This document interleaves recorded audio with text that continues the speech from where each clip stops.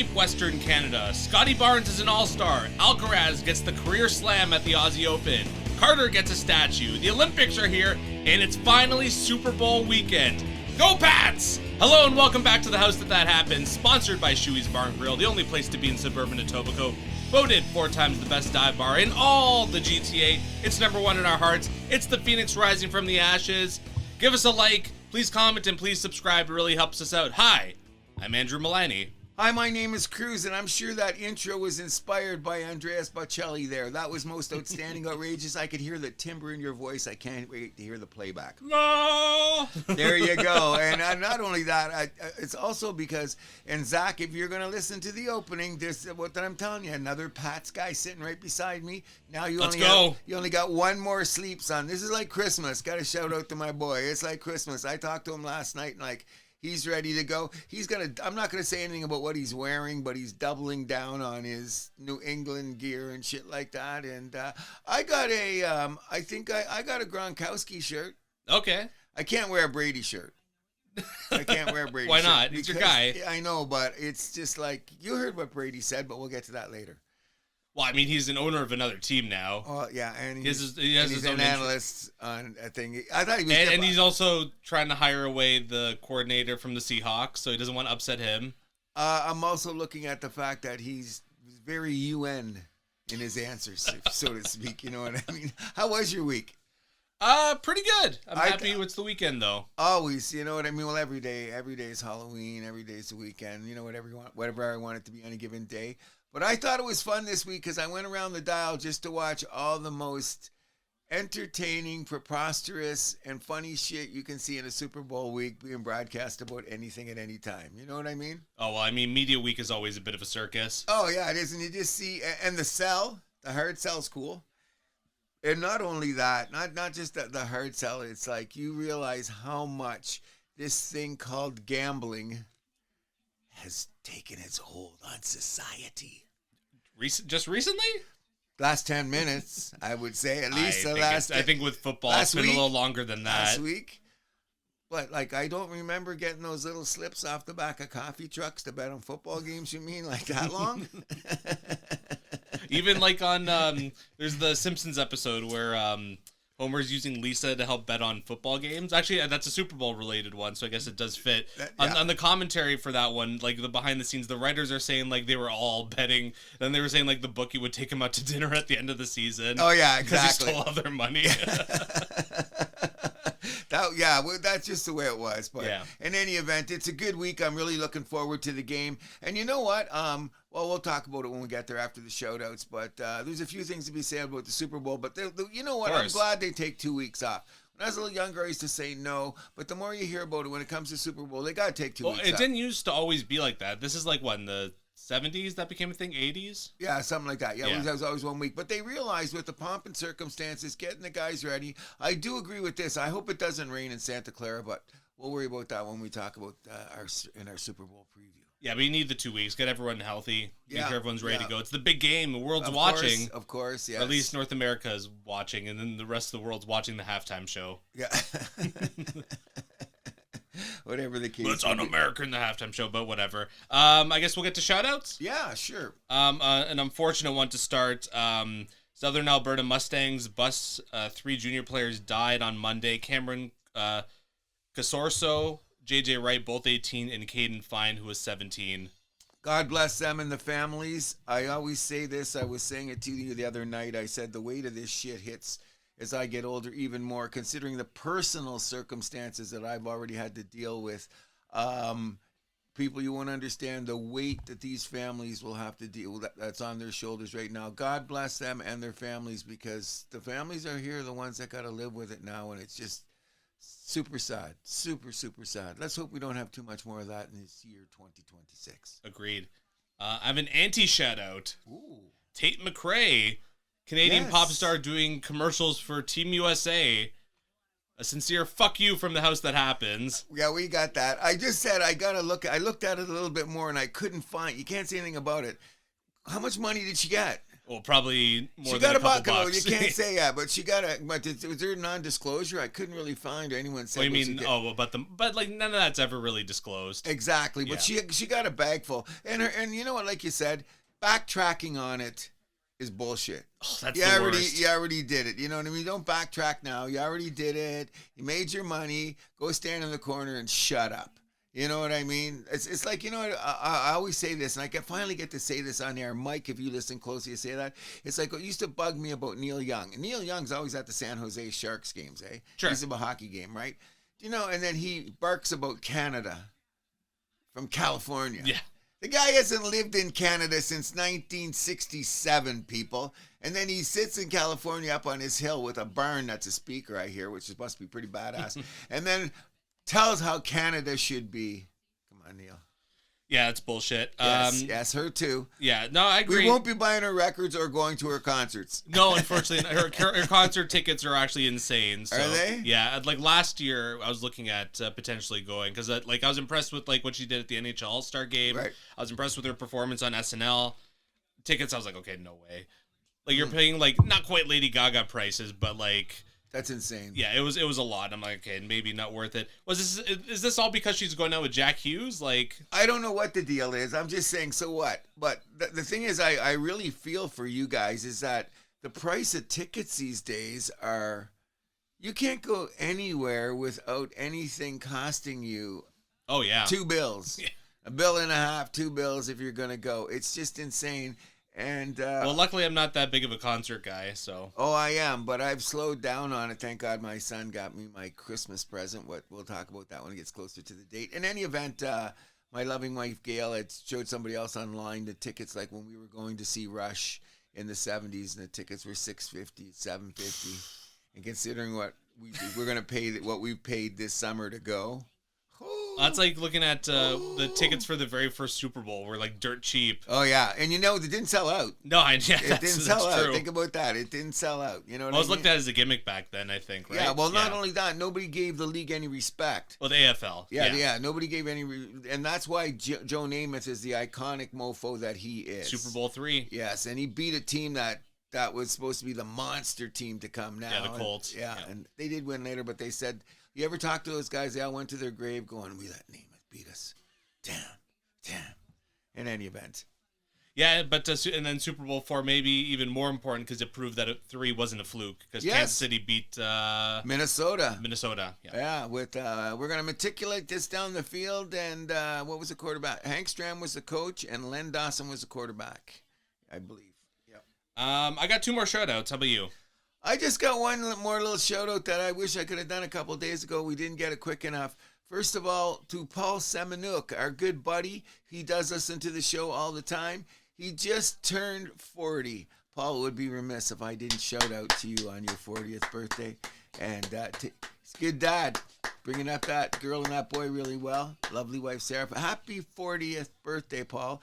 Big 4-0. Yes, and of course, I got to shout out to happy 92nd birthday to Don Cherry. Yes, he turned 92. He turned 92. I hope you don't mind that I shouted. No. Happy birthday, Don. Thank you. Happy birthday, Don. 92 in Saga. Yeah. Hope as well. Hope he makes a hun. He probably will. I hope he makes a hun, yeah. My shout out here is for Buck Martinez retiring. Yes, Buck. We're going to miss you. Yeah, we are going to miss Buck. I love Buck Martinez so much. Really, like one of the, I don't even know, like how to, was just one of the essential pieces for the Blue Jays broadcast. Oh, yeah. He'll be missed. And you know what, though? The great thing is now that he's got gray hair, they let his hair go grayer and Silver stuff like Fox. That. The Silver Fox is that. I'm glad that he made the comeback from stubbing his toe from becoming a manager, because remember at that time there was a short brief time there was Bob Brennan. Yeah, 2001, 2002. And there was a couple 3 guys that came out of the booth and managed. It didn't work out that well for Buck, you know what I mean? But he's a great baseball guy, but I mean he seamlessly went back into the booth, and that was his calling, and we're gonna miss him. And Buck, you know what? Enjoy the rest of your life, because you know he's had a couple of health scares later in life. So enjoy what you can, and we've appreciated every second we've heard you on the air. Just for sure about that. Buck, congratulations on a wonderful career. Mm-hmm. You'll be missed by the Blue Jays faithful. My last one here is just a little conclusion. We talked about the Jonas Siegel story. Yes. About his reporting on the Leafs. So I read the article finally. I did a little bit of digging. It was compelling stuff, I will admit. Yeah. My one thing with the article is he didn't go to interview anyone on the Leafs side about it. That's why Trey Living, remember I said? Trey Living chased him down. Next day when he seen him, apparently Trey Living chased him down. I agreed with you because I went back and read a few things and I'm going, yeah, you could have added this on. But I just thought it was... It's bad journalism. Is it? Yeah. Well, you didn't go for the whole story. You got one side of the story. That's bad journalism. Okay, well, he tried to... It's good writing, bad journalism. Interesting point. Yeah. I'm going to put it to you this way. I think that what he was doing was, in a weird way, it was a week of... The Toronto Maple Leafs are such an omnipresence in this city. What is it? God taxes the Toronto Maple Leafs in this city? Sure. Something like that? In any event, now that they've stubbed their toe, as high as people get on them, when they got a chance, I thought it was a little bit on Jonas's side about throwing a little mud at them. Just as I was saying, the Elliot Freeman article that came out the same couple of days about Marner was a hatchet job. So I'm just saying, I think a couple of these guys say, when you got to take a shot at the Leafs, take a shot at them. There is some things that he said. Well, the Elliot one wasn't so much a shot at the Leafs as a shot at Marner. A shot at Marner, but that's what I'm saying, of the organization when you get there. And you can tie it all together. Either way it is. I thought that one of the guys in the article sounded a bit sour grapey to me. Well, the one guy he interviewed, that's the thing. It was just that one doctor, Yeah, parts of things that he said took away from the credibility of the argument, because at the end he was sounding a little bit like na. Well, and that guy is known for having an ego as well. Exactly. And the other part that made it intriguing, of course, is we knew where these guys went to get jobs. Which always... Yeah, with Dubas. Let's take a slap at the Leafs. That's how I looked at it. But I don't know. We'll have to wait and see, because one of the other things that has come up, and we mentioned it on the last show, and I've looked around, and it has been true, for every two people that the Maple Leafs seem to have gotten rid of, they've only hired one back. Is that like the whatever it is? Mm-hmm. Even though they said that maybe Shanahan bloated the management infrastructure. Yeah, hockey ops, yeah. Perhaps he did, but anyway, the way that things were running seemed to be okay. And it's always an adjustment. Real change takes time. So Pelly's coming in. It's Mr. Pelly's neighborhood. Mr. Pelly's neighborhood. You're going to have to take a little bit of time to adjust to it. You just hope that you're going to make the playoffs next year. Yeah, I mean, if the injury things continue to be a concern in the future, okay, then maybe there's a point to all this. But I mean, we're kind of losing our minds about like half a season here. Not only that, if you go around the league, the Maple Leafs aren't any more how would you put it? Any more injury prone than anybody else. Sure. Around the league. Like, especially in this compact season, right? Yes, which is going to be another study unto itself when it's over. Well, I mean, the league has apparently taken note of it, which is a good thing. Yes. And throw away their product for at least half a season to piss off guys like me. But we're going to have a great Olympics. Yes, we will. Okay. The hockey in its purest form, but we'll get to that a little bit later. Is that all you got for shout-outs? Yes, it is. I know I'm forgetting one, but I can't remember what it is. I thought I had it written down. If you remember, if save it jumps for the end. We'll get it till then, but no, I can't think of it. Yeah, so we'll bring it up on the end of the show if you remember. Yep. We'll move us over to the big event this weekend, something bigger than the Olympics, at least if you're in North America, the Super Bowl. New England versus Seattle. Seattle's favored by 4.5, over under 45.5. Cruz, you looking forward to this game or not? Of course I am. Always looking forward to the Super Bowl. It's bittersweet because it just really is a party, and that means there's no football for the rest of the year. Like, I was a little confused last Sunday walking around. I was a little lost, walked into a couple walls and, took the dog for a longer walk, ate more food. Like, I mean, just think after this, no more football. You know what I mean? There's going to be some fake football shit like the USFL, QB, UFL, whatever, which I doubt I'll watch it down.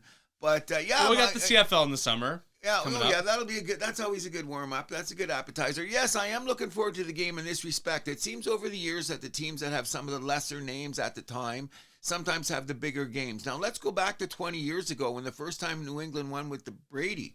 That was Carolina and New England New England had no great stamp. No, the Rams in New England. I mean, the Rams and and then the year after that, 2 years after, that was Carolina, and New England yeah. still didn't have that cachet they had, but they got back against Carolina, so people were saying, "Oh, New England, who are the big names on these teams?" And it turned out to be one of the best Super Bowls ever. So I'm expecting it could be a game like that. I just want to say this on the side here. Enough Sam Darnold talk in this respect. This guy doesn't have to do anything anymore to prove that he's a franchise quarterback, win or lose, in my opinion. He's already established himself as a good quarterback, and as a franchise quarterback in this league, win or lose. So I can't, some people are saying, well, if New England pulls it out with some great defense and May has a fourth quarter squirt, they win by in the New England way when the games are close, there's going to be a lot of naysayers saying, see, Darnold didn't win the big one. I think that'll be absolutely ludicrous, don't you, at this point in time? Oh, for sure. Come on. I mean, he got them there. Of course he did. Not only that, look at his. And both teams, whatever. I don't want to get too much into the hypothetical game, but both these teams have extremely good defenses here. So I mean, they're going to be attacking the quarterback every which play. Okay, and not only that, the metrics have shown that the New England defense is the one that's really moving into their own at this particular time, which is the time to get hot because you're in the playoffs. So we can no longer discuss things that I don't want to bring up that people are bringing up concerning New England, if you know what I'm talking about. Okay? Skeds. Okay? It's that, let's just burn that over. Let's burn that because look at it. Like I said, this is going to be their fourth top 10 defense. Yes.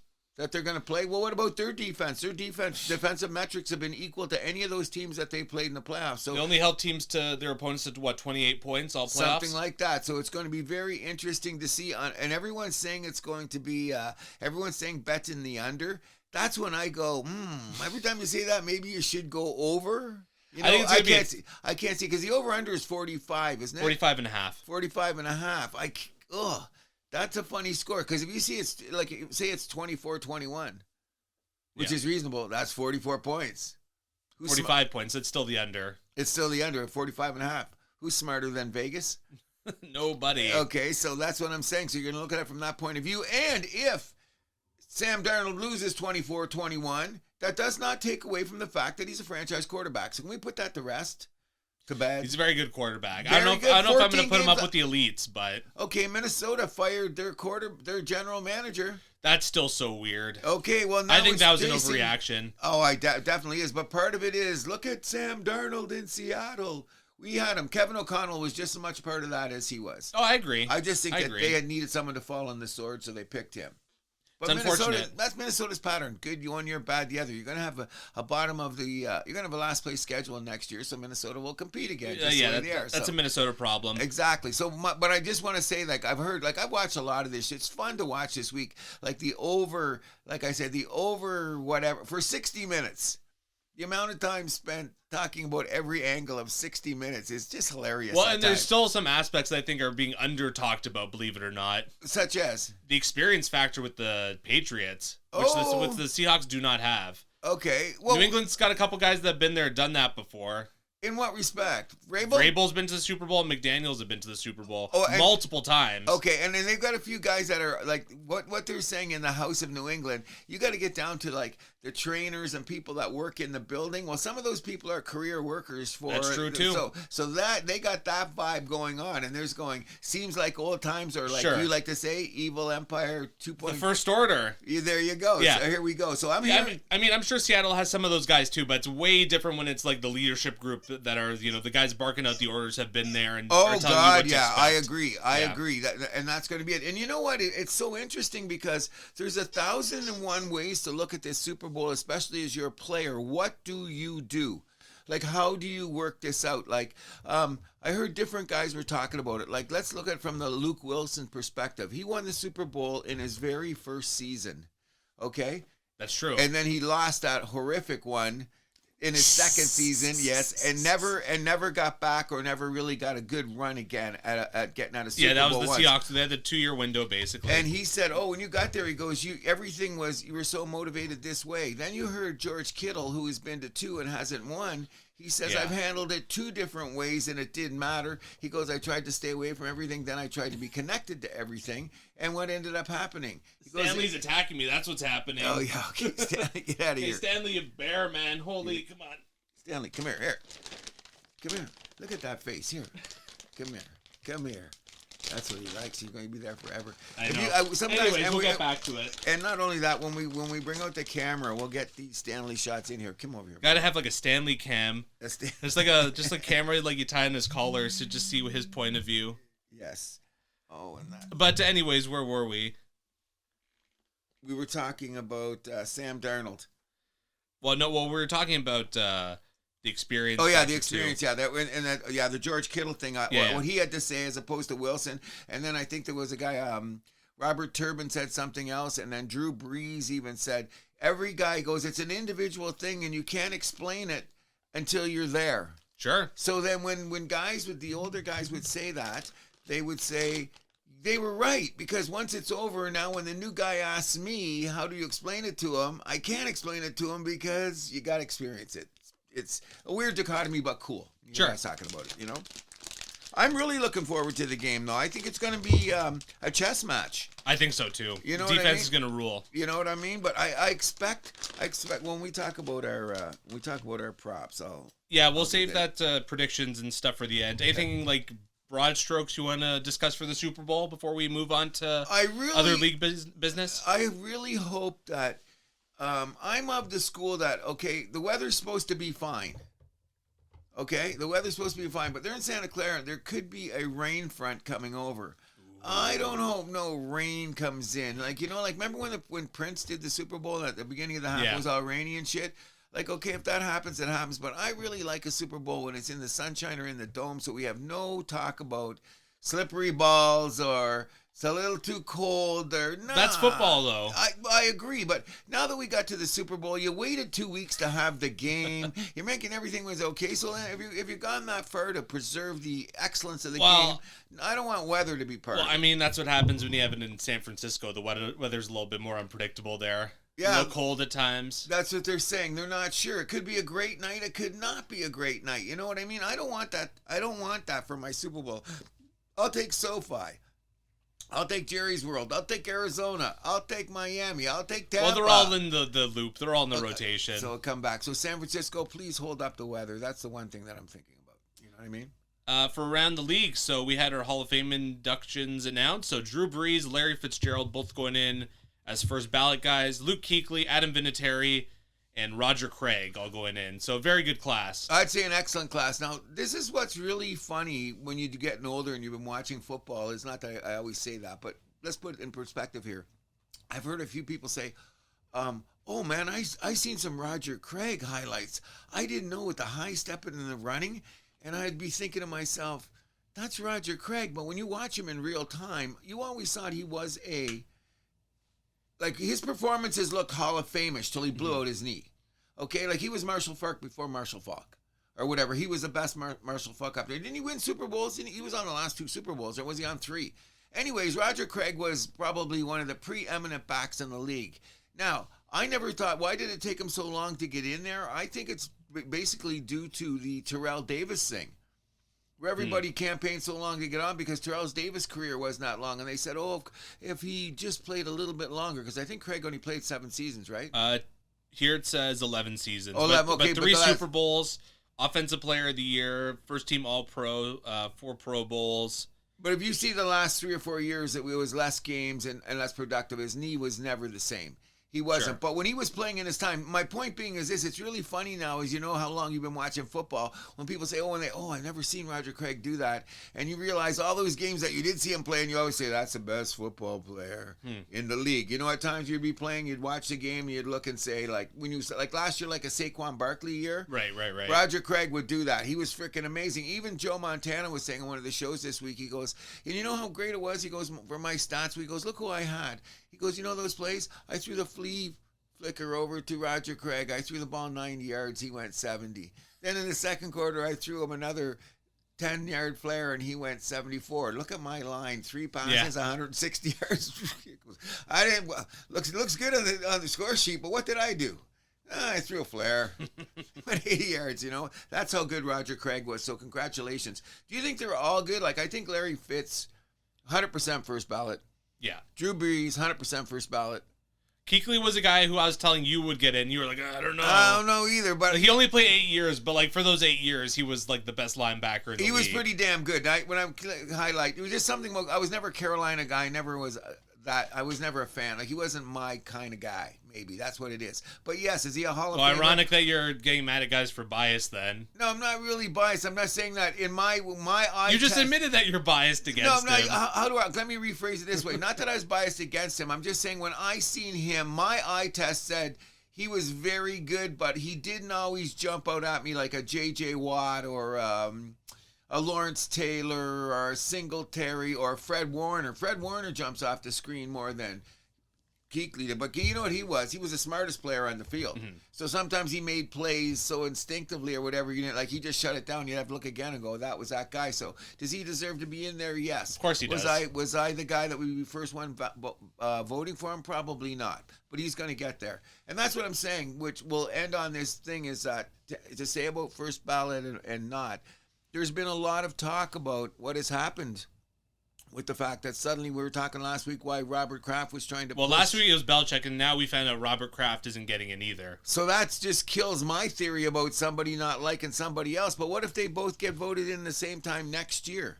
That's very possible. And then Brady gets voted in too. So all three of them could go in at the same time. That would be pretty cool. Yes, in that context, because it would be New England. Because it's manufactured, I get it, but like when they put in Paul Kariya and Tim Milani in the Hockey Hall of Fame in the same year, that was cool. Yeah. Okay. And I don't know, you think that was calculated? Yeah.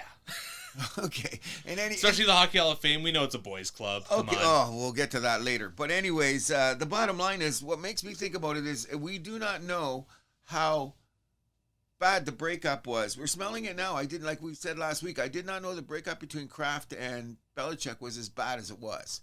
Okay, we get that here. So I'm saying that something else had to go on. They lost a child out of it. Oh, there you go. That's Brady. Yeah, that's the word around the campfire, and who's your daddy kind of thing. But what it mommy and daddy broke up, and son's like, I'm 18, I'm getting the fuck out of here. It's however way you want to perceive it that way, but the bottom line is something had to go on there that went funny, because when they're asking Tony Dungy, have you seen Tony Dungy? I've seen him about 3 spots where they looked him like this to ask him about the Hall of Fame, and he's gone around the procedure bullshit. Well, it's changed. It's going to be backlog. Like, who says Luke Kuechly? So obviously, then they announced Kuechly was in, but he used his name. Who says that he shouldn't have been a first ballot? This, Tony, you're lying. You did not vote for nobody from New England. I can tell on your face. And he's a very good analyst, and he's supposed to be the honest man. And someone called him out online because he's the God-fearing man too. Right. A couple of people have called him out and said this is the first time in their lives they've never heard Tony Dungy not give a straight answer. And I've seen him on 3 different platforms, and they bring it up to him. Oh, you're one of the voters. What do you think of Tony? And all of a sudden, he's got marbles in his mouth. So what does that tell you? You know what I mean? I'm not saying that the guy, he's not an honest man. I'm just saying something went on in that room that we'll never understand. Maybe you'll say, the most boring 30 for 30 ever. Yeah, that would be a boring 30 for 30. But something's gone on here, bro. Come on. I just think they, like, those guys don't like these guys. And it's like, like a little bit of, Okay, so anyways. Not that that's right. I just think that the whole Hall of Fame thing, this is what you get out of it. Okay, so that's the process. The 4 guys, the Roger Craig wasn't there. The 4 guys did a very funny little game show on the McAfee show yesterday of the Hall of Fame guys. They all came in. Yeah. And they did like a how do you do a millionaire thing. Right. Okay, and they had to ask a question, and so McAfee had it set up. You can ask the boys. There had 3 chances. There's 3 chances. You can ask the boys. He goes, he's got somebody on the line. If you want to call somebody on the line, or we'll go to one of those sites where it's all rolling the chat and see what the chat says. So, anyways, when they asked the question, Drew Brees and Luke Kuechly were the team and said, we're going to see who's on the phone. And he goes, I think they're going to answer. Let's see. When they hit the phone, you know who answered the phone? Belichick.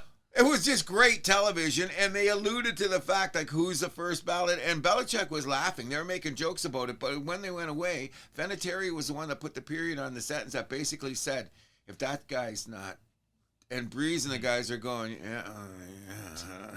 everything's, we're very thankful. They were all gracious. They were all appreciative. They were all very respectful, which they should be. Yes, exactly. And they're shouting out. But to a T, they all said, Something went on here that's just not not him. Well, I understand it puts them in a bit of an awkward spot, But no, especially with the media coverage. Exactly, but I'm glad that McAfee took everybody to the mat. Mm-hmm. Here he's got the new Hall of Fame class right on his show, and he's doing a game show, a fun little parody. Right. And who answers the phone call? Yeah, Belichick. Yeah. It was just great TV, and Belichick was laughing. He's great on TV. He's a good man. He's not. He even made jokes about it. Of course, jokes about it because what you're going to do. But the bottom line is, and I said it last week, and I've been ranting about it there. I still cannot forgive anybody for disrespecting something when you're talking about Canton here, bro. You cannot tell the story of football. What would be the first chapter or second chapter?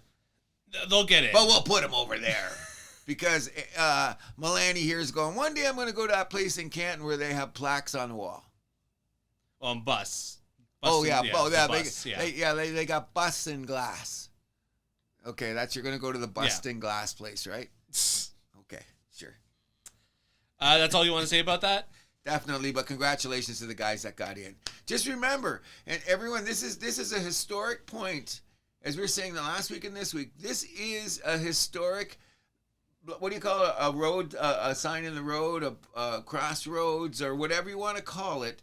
When the next Hall of Fames are coming up, this is define something different that's going to change in the future, or it's just going to become a complete joke. I think it's the same. I mentioned all the guys last week that were not first ballot Hall of Famers either. It just seems like time is cyclical. Okay, so you're going to say the more the things change, the more they stay the same? Exactly. You keep that in your back pocket, young man.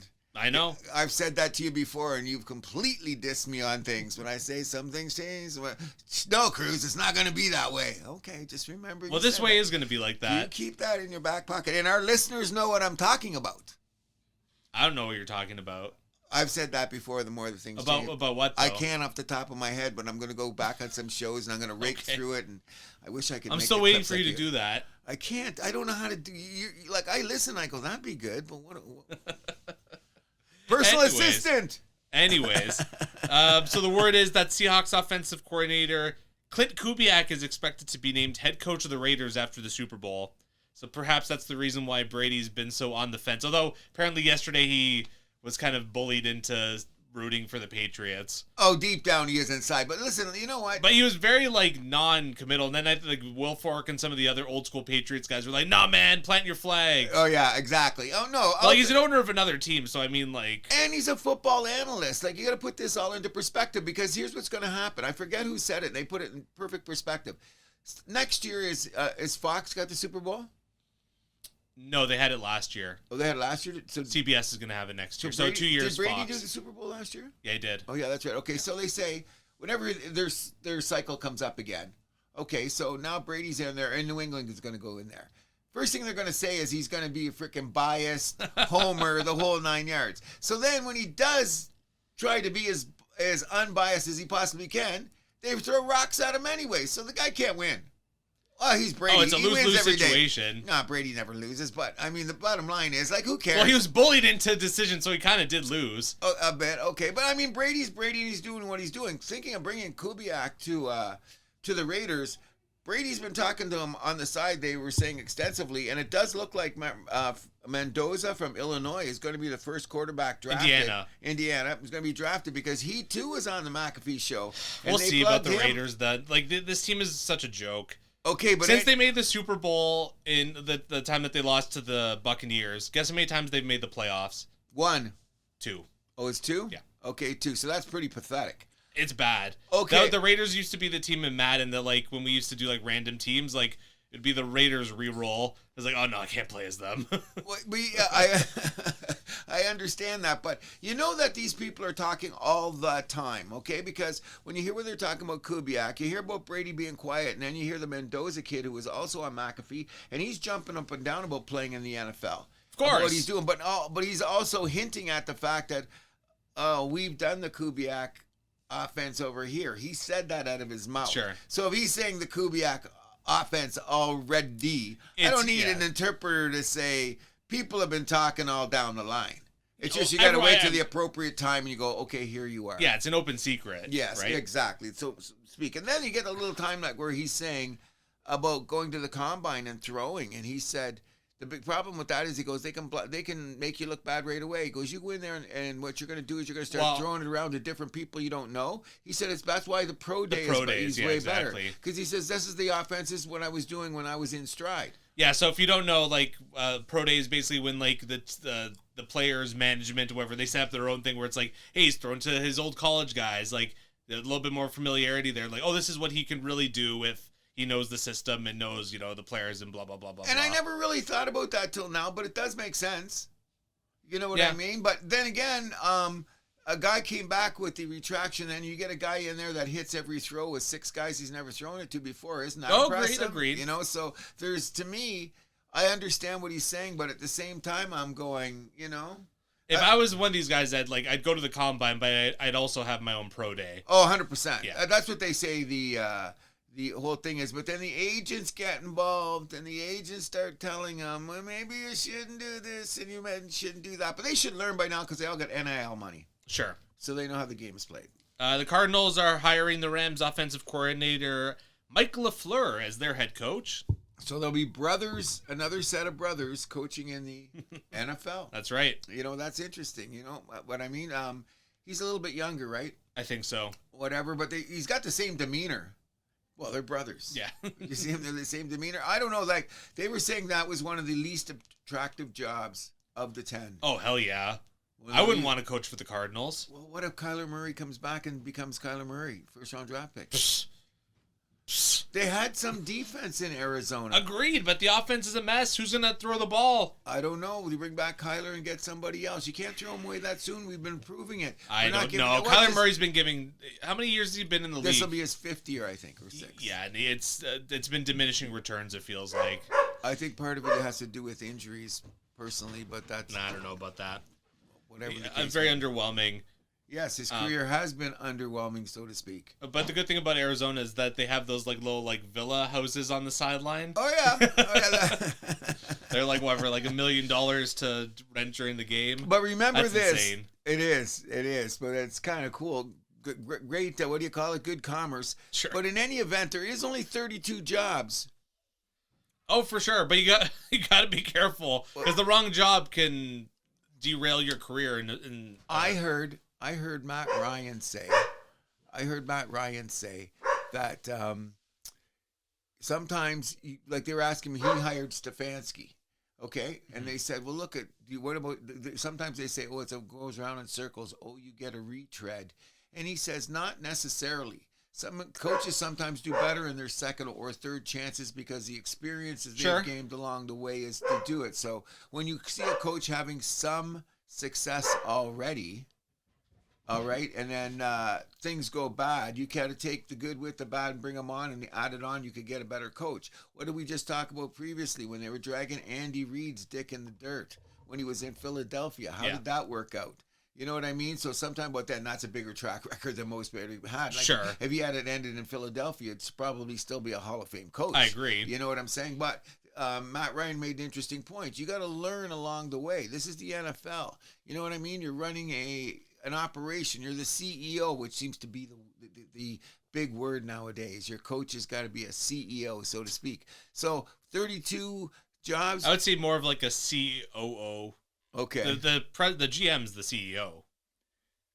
You think? Yeah. All depends on what the dynamic is in the... Well, you were the one that told me that's really the GM that has control of the roster. Because I was saying one time it's the coach, and you're like, that's not really the case. Well, as I've been working on it more, it's a little bit of six, one half the other in this respect, okay? You can't hire one without the other. But Kyle Shanahan was the pick as coach, and they didn't have a GM. And he interviewed Lynch and said, I can work with this guy, and away they went. Okay, now, apparently that's what's supposed to have gone on with McDermott and Bean in Buffalo. What happened there? Somebody got stabbed in the back or whatever the case may be. So it's always the circumstances, because it's also that thing that we've also heard, what we've used, and you've said it too, about the Parcells is, if I'm going to make the dinner, I got to buy some of the groceries, so to speak, kind of deal. So it's an interesting dichotomy. But then there's the definitive guys like the Rosen guy in Philadelphia. We know that he's the general manager. Sure. He ran and show, and that's obvious. By the way, and there's a couple other teams around the league that are like that, but how many? It's got to be that You know what I mean? And the job should be separated. And I agreed because it's enough to run a team alone. And now Right. worrying about like capology, contracts, player personnel, and to run the team. That's why Belichick should be a first ballot Hall of Famer. If you can figure that he danced around that, but he had smart people around him. Of course, all these guys do. Like if you see the guys that have worked with him, they know what they're doing. So it's very interesting. Well, congratulations to getting the Arizona job. You know? And former Commanders offensive coordinator Cliff Kingsbury takes the Rams offensive coordinator job. That's going to work out well. I think it will too. And Stafford's coming back. So yes, and Jim Schwartz stepping down as the defensive coordinator as the Browns. Okay, you know what? This guy might be one of the best defensive coordinators in football, okay? Of course. His problem is he's never got a shot at a head coaching job. You know why? Because his first shot at coaching a team was where? I don't know. My beloved Detroit Lions. And then he got fired too soon, I thought. I think we made him fall on the sword. I thought we shouldn't have fired Schwartz, and then we were screwed up until we ended up getting Campbell. Because we made another mistake in between there with Caldwell and Patricia and all that messy bullshit. You know what I'm saying? Patricia was a joke. But we should great coordinator, not a coach. Like Josh McDaniels. Josh McDaniel, great coordinator, not a coach. And when you think about that, you go, that guy should be getting another chance, and he doesn't. So when they brought in the coach for Cleveland, he thought he would have a chance at the coaching. And there it is right away. Why did he resign? Because he's butting heads with the new coach coming in. So you got to hire your staff. So he's going to go down. Now, he might be out of football for a year, but Schwartz is a good football man. He'll get a job pretty soon. I think he will, but he's a good football man, and he's a good coordinator. I hate it. When we fired him, I went, I don't know. Didn't work out for us. So, Cruz, have you booked your ticket to Paris, France yet? Why? Because the New Orleans Saints will play the first ever NFL game in France next season. Well, I already booked my plane flight because it'd be a little bit more fun if I went to see the Rams and the 49ers in Australia. What about that? Did you hear? It's going to be crazy. Yeah, first game of the year, though. Yeah. You know, you're going to do it logistically, first game of the year. Like how they do the one in Brazil. Yeah, something like that. But Brazil's way different. True, it's on the same side of the earth. Oh, you should hear everyone say, Australia's amazing. Australia's amazing. Can't wait to get there. It's going to be one. Except getting there. That's why the NHL did preseason games there. Did they in Australia? Not this season, the year before. 2 years. Yeah. But that's they said it was like Utah and like the Kings, I think. I know Utah was involved. Yeah. I believe. I think it was the Kings too. I think part of the reason that they use those teams is because at least they're taking 6 hours off the flight from being on the West Coast to get there. Yeah, that's got probably something to do with it. And it's the first game of the season, which is okay, but I don't know. So that means they're going to do what they're talking about now in the NFL, which is unbelievable. They may have every team every year will have one international game. We'll have one international game. Well, I know they want to have 17 a season, so that averages out. Yeah. They want to have one a week, basically. That's insane, though, logistically. No, you know what will work, though, when they say but you're only playing once a week.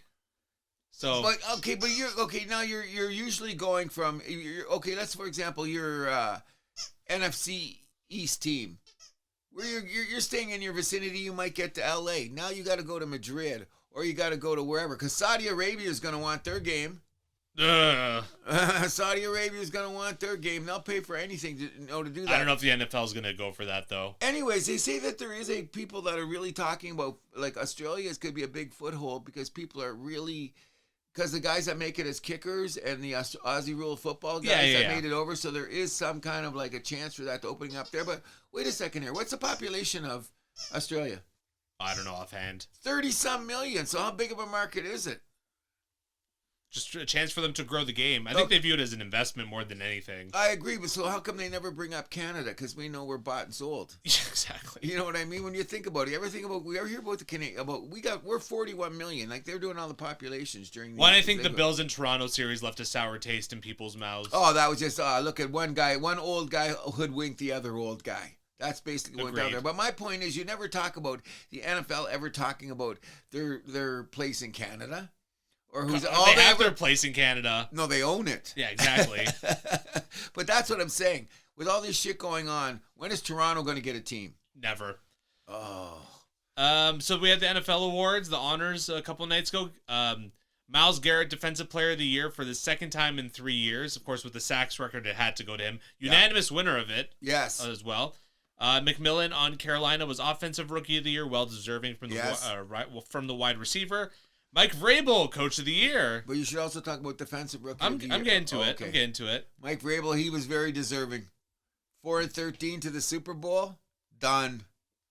That's his second Coach of the Year, too, isn't it? I think it is. Yep. You got one with Tennessee, I believe. Swessinger from the Cleveland Browns, the surprise winner of Defensive Rookie of the Year. Do you think it was a surprise? So, to some people it was. I don't, because when I see his highlights, I remember he's a linebacker, because what would happen when they would double team Garrett? He'd just come through the middle and kill. So he had the benefit of playing with Garrett, you know what I mean? But he's very deserving, I thought. Very. McCaffrey, Comeback Player of the Year. Yeah. Some people thought that he should have won MVP, or he was in contention for the Law of the Year, but kind of fell out towards the end. Jackson Smith and Jigba, Offensive Player of the Year. Interesting pick. I can't really argue with that. No, I'm not arguing with it, but I didn't think that he was a front runner. I thought McCaffrey could have been the front runner for that. When you think about his numbers, but Smith and Jigba was all over the highlight reels. Oh, you had to. No, when I heard it, I wasn't surprised. Like I was thinking it was going to go another way, but I went, oh yeah, no problem, justified. An MVP won by one first place vote.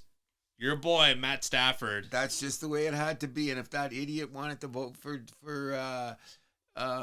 Justin Ebert, he voted for Justin Ebert. Who's this? Did you know one guy didn't vote for them? He put Justin Herbert as on like one of those. Was he a Chargers homer? I forget what his reasoning was. He came out with his reasoning for the same reasoning that guy that tried to put out why he didn't vote for Belichick. They both got killed because it's just so stupid to be doing something like that which could have changed the vote. But let's put this into perspective here. Kevin Pick, let's put this into perspective here. I'm very glad that Matt Stafford won the MVP, and is deservingly so. And if May had won it, he would have been deservingly so, but the vote went this way.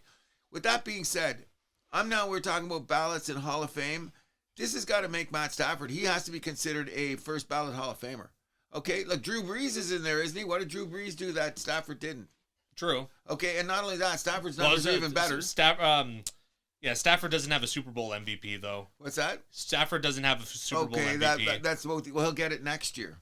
I don't think so, because the Rams do Rams things. No, I think they'll just tighten up that back end, which is so weird. But in any event, everyone knows I'm a Stafford guy, and we had an argument about it the other day because it took so long, and I told all the guys that sat here in my man cave and watched all those games that we watch, and I always watch Stafford, and I was telling everybody how great he is. And two of the landmark things is not only he has that, but just remember this, people, the two greatest receiving seasons in the history of football belong to Cooper Kupp and Calvin Johnson. Oh, by the way, who was a quarterback for both of those wide receivers? So you just keep putting on those building blocks, but here's the greatest thing ever. God bless Kobe Bryant, who is well on his way to being the president of that club. But isn't Matt Stafford the biggest girl dad club ever now? Isn't it great? I don't follow that stuff off the field, so I don't know. Didn't you know he brought his 4 daughters on? Didn't you see? No, I don't watch award shows. I told you this. Oh yeah, they're right. Well, I just seen it at the end. The old lady was telling me, but it was really cool. Like, yeah, of course, he's Matt Stafford. He wants a boy. He's a football player. He's a guy, right?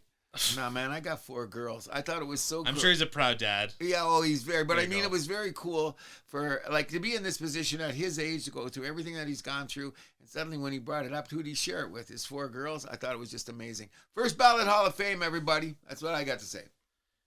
The best quarterback to not go in as a first ballot Hall of Famer. Oh, that'll be just rude. All right, so last week you told me to bring in my parlay, my kind of prop parlay. Yeah, you got a 3-thing parlay? I do. Okay, I do too. Good. What's yours going to be? Pat's opening drive over 6.5 plays. What an interesting prop. Can you get that? Can you play that? Yeah. Okay. On my betting app, you can. Okay. What was that again? Give me that one more time. Pat's opening drive over 6.5 plays. That's 7 plays, right?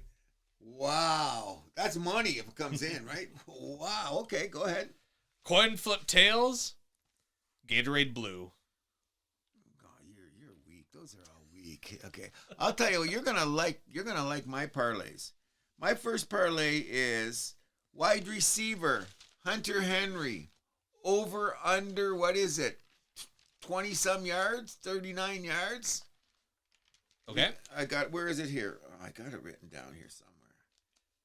I'm definitely taking, that's going to be, it's on this other sheet. Where's my other book? I had it down here. In any event, I'm taking Hunter Henry, the over on receiving yards. I'm also taking Trayvon Stevenson, rushing yards, over. Okay. And my third one is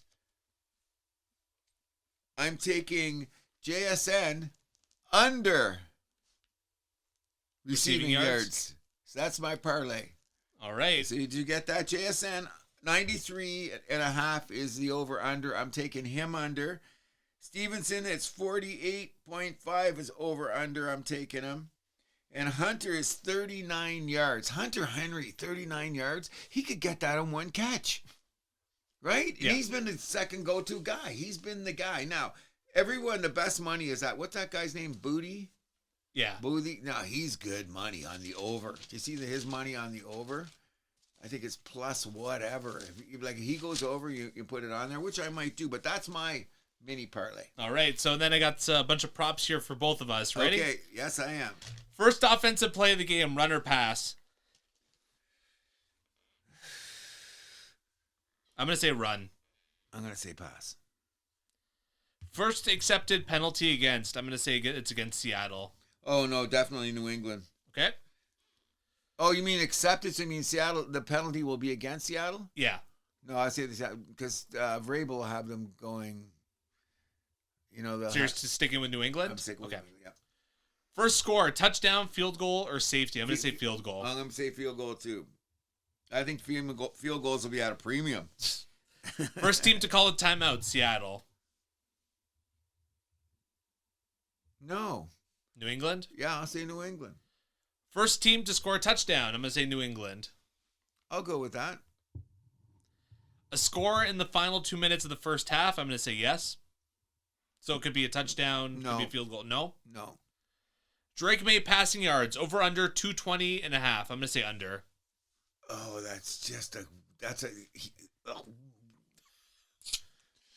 I'm going to say over. Okay. Sam Darnold passing yards. 230 Under. and a half. I'm going to say under. Under. Jackson Smith and Jigba receiving yards. You already I said say this. that. 93 and a half. You said under. I'm going to say over. I'm going to say under. Stephon Diggs receiving yards. 43 and a half. I'm going to say over. Oh, me too. That's the other one I should have took because I seen the Hunter Henry, but I said can't take all New England. But that was another one that I said, that looks too one pass. Basically. Pass. Yeah. Total touchdowns. Over under 5.5. Under. Total touchdowns? Yeah. I'll say under. Total sacks. Over under 4.5. I'm going to say over. I'm going to say over too. Yeah. Oh, yeah. Longest field goal, over, under, 50 and a half. I'm going to say under. Oh, I'm going to say it's in Santa Clara though, right? Yeah. With that weird, I think I'm going to say under too. Total turnovers, over, under, 2.5, over. 2.5, that's 3 turnovers. Yeah, I can see over. Total score, over, under, 45 and a half, under. Yeah, I'm going to say, you know what? That just, something tells me. 28-24, is that over? Yeah. I'm going over because something tells me it's going to be one, like karma's telling me, only karma. Because everyone's pounding a certain way, and then it comes out that way. No, it's ridiculous. If Karma had a saying that some people would say that. Some people would say that if Karma had a say in the Super Bowl, the Patriots would have never won a Super Bowl. That's true too. So I'm going to say under too with these defenses. But something just tells me, you know what I mean? Like 45 points. I think that's the lowest Super Bowl number in a while, isn't it? It sure feels like it. Yeah, because usually it's up around more 49, the 49 number, which is, it's only 4 points difference. That's a lot when you're talking about in the course of a game. Yeah, okay, go ahead. And MVP, I'm going to say Drake May. MVP, no, I'm going to say the MVP is going to be, let's pull a name out of a hat. Let's just say it's going to be JSN. Ooh, okay. I was not expecting that. No, I don't know. I think it's going to be maybe that Stevenson guy, the running back. Let's go with him. That's changing the air because I think that New England's going to win it on the ground. So you think New England's going to win the game? I'm going to take New England in the points. Wow, I was not expecting that. No, I don't know. You know who I'm taking. Of course, it's got. I think it's going to be a field goal game, so I think New England's going to cover the spread either way. That's, but then there's something here. I should go with my original premise. And that's this. You got to look at what Seattle's body of work is. But you see what New England did in the playoffs against all those defenses. And this is a new season. That's got to be given some credibility. You know what I mean? Sure. So that's what I'm saying. Like, I know you're going New England all the way. I don't know. For old time's sake, I'll take New England in the points. I've never bet against them before in the Super Bowl. Why should I do it now? Right. So with our season opening picks, since it's all complete now because the award winners came out, I beat you by 1. Wow. None of us got any of the award picks right, though. No. So that was determined before then. Yeah. And for our playoff picks, there's no way you can beat me, even though the Super Bowl is worth... Well, I mean, we picked the same anyways, but I beat you 14 points to 5. I know, I was terrible. Who did I pick for MVP? Opening the season? Yeah. Jaden Daniels. What a horrible pick. I picked Mahomes, which is not a great pick either. I picked Jaden Daniels? Yeah. What was I thinking? You had Jamar Chase, Offensive Player of the Year. Mm-hmm. You had Hunter on Houston as Defensive Player of the Year. He was close. I think he was runner-up, wasn't he? I don't think he was a finalist. Wasn't a finalist, or was the other guy? The guy on the other side. One of the other guy was Houston. I think it was the other guy, yeah. The other guy, yeah. Omarion Hampton was your choice for Offensive Rookie of the Year. He was my pick, too. And then we both picked Carter as Defensive Rookie of the Year. And he didn't show up. The guy at Cleveland, he was okay. He'll be better. I thought he was a finalist for the award, though. Yeah, because his second half of the season was way better than the beginning of the season. You know what I mean? Either way, best of luck to you with your Super Bowl picks. Anything else you want to close out with football? No, but it was a fun season. Let's hope we have a great game. That's all we're hoping for now. I know you've got a horse in the race, but as myself, I'm just hoping it's an entertaining game. That's what I say every year. Let's hope that everyone just has fun. Yes. We'll move this over to hockey and our final edition of the Power Rankings before the Olympics. Yes. Number 5, new on my list, I got the Dallas Stars. Okay. Number 4, continuing their free fall, I got the Colorado Avalanche. Oh, come on. They've been losing too many games, man. I think they're in, you know what you say? They're in Cortina already. That's not an excuse. Okay. Number 3, holding firm, I got Carolina. Okay. Moving up 2 spots, I got Minnesota at number 2. And still at number 1, I got Tampa Bay. So that means Buffalo is off my list. Okay, so I'm going to say, where's my list here right now? I should have it right here. Our lists are not really the same. I got the Stars at 5. Okay. The Canes at 4.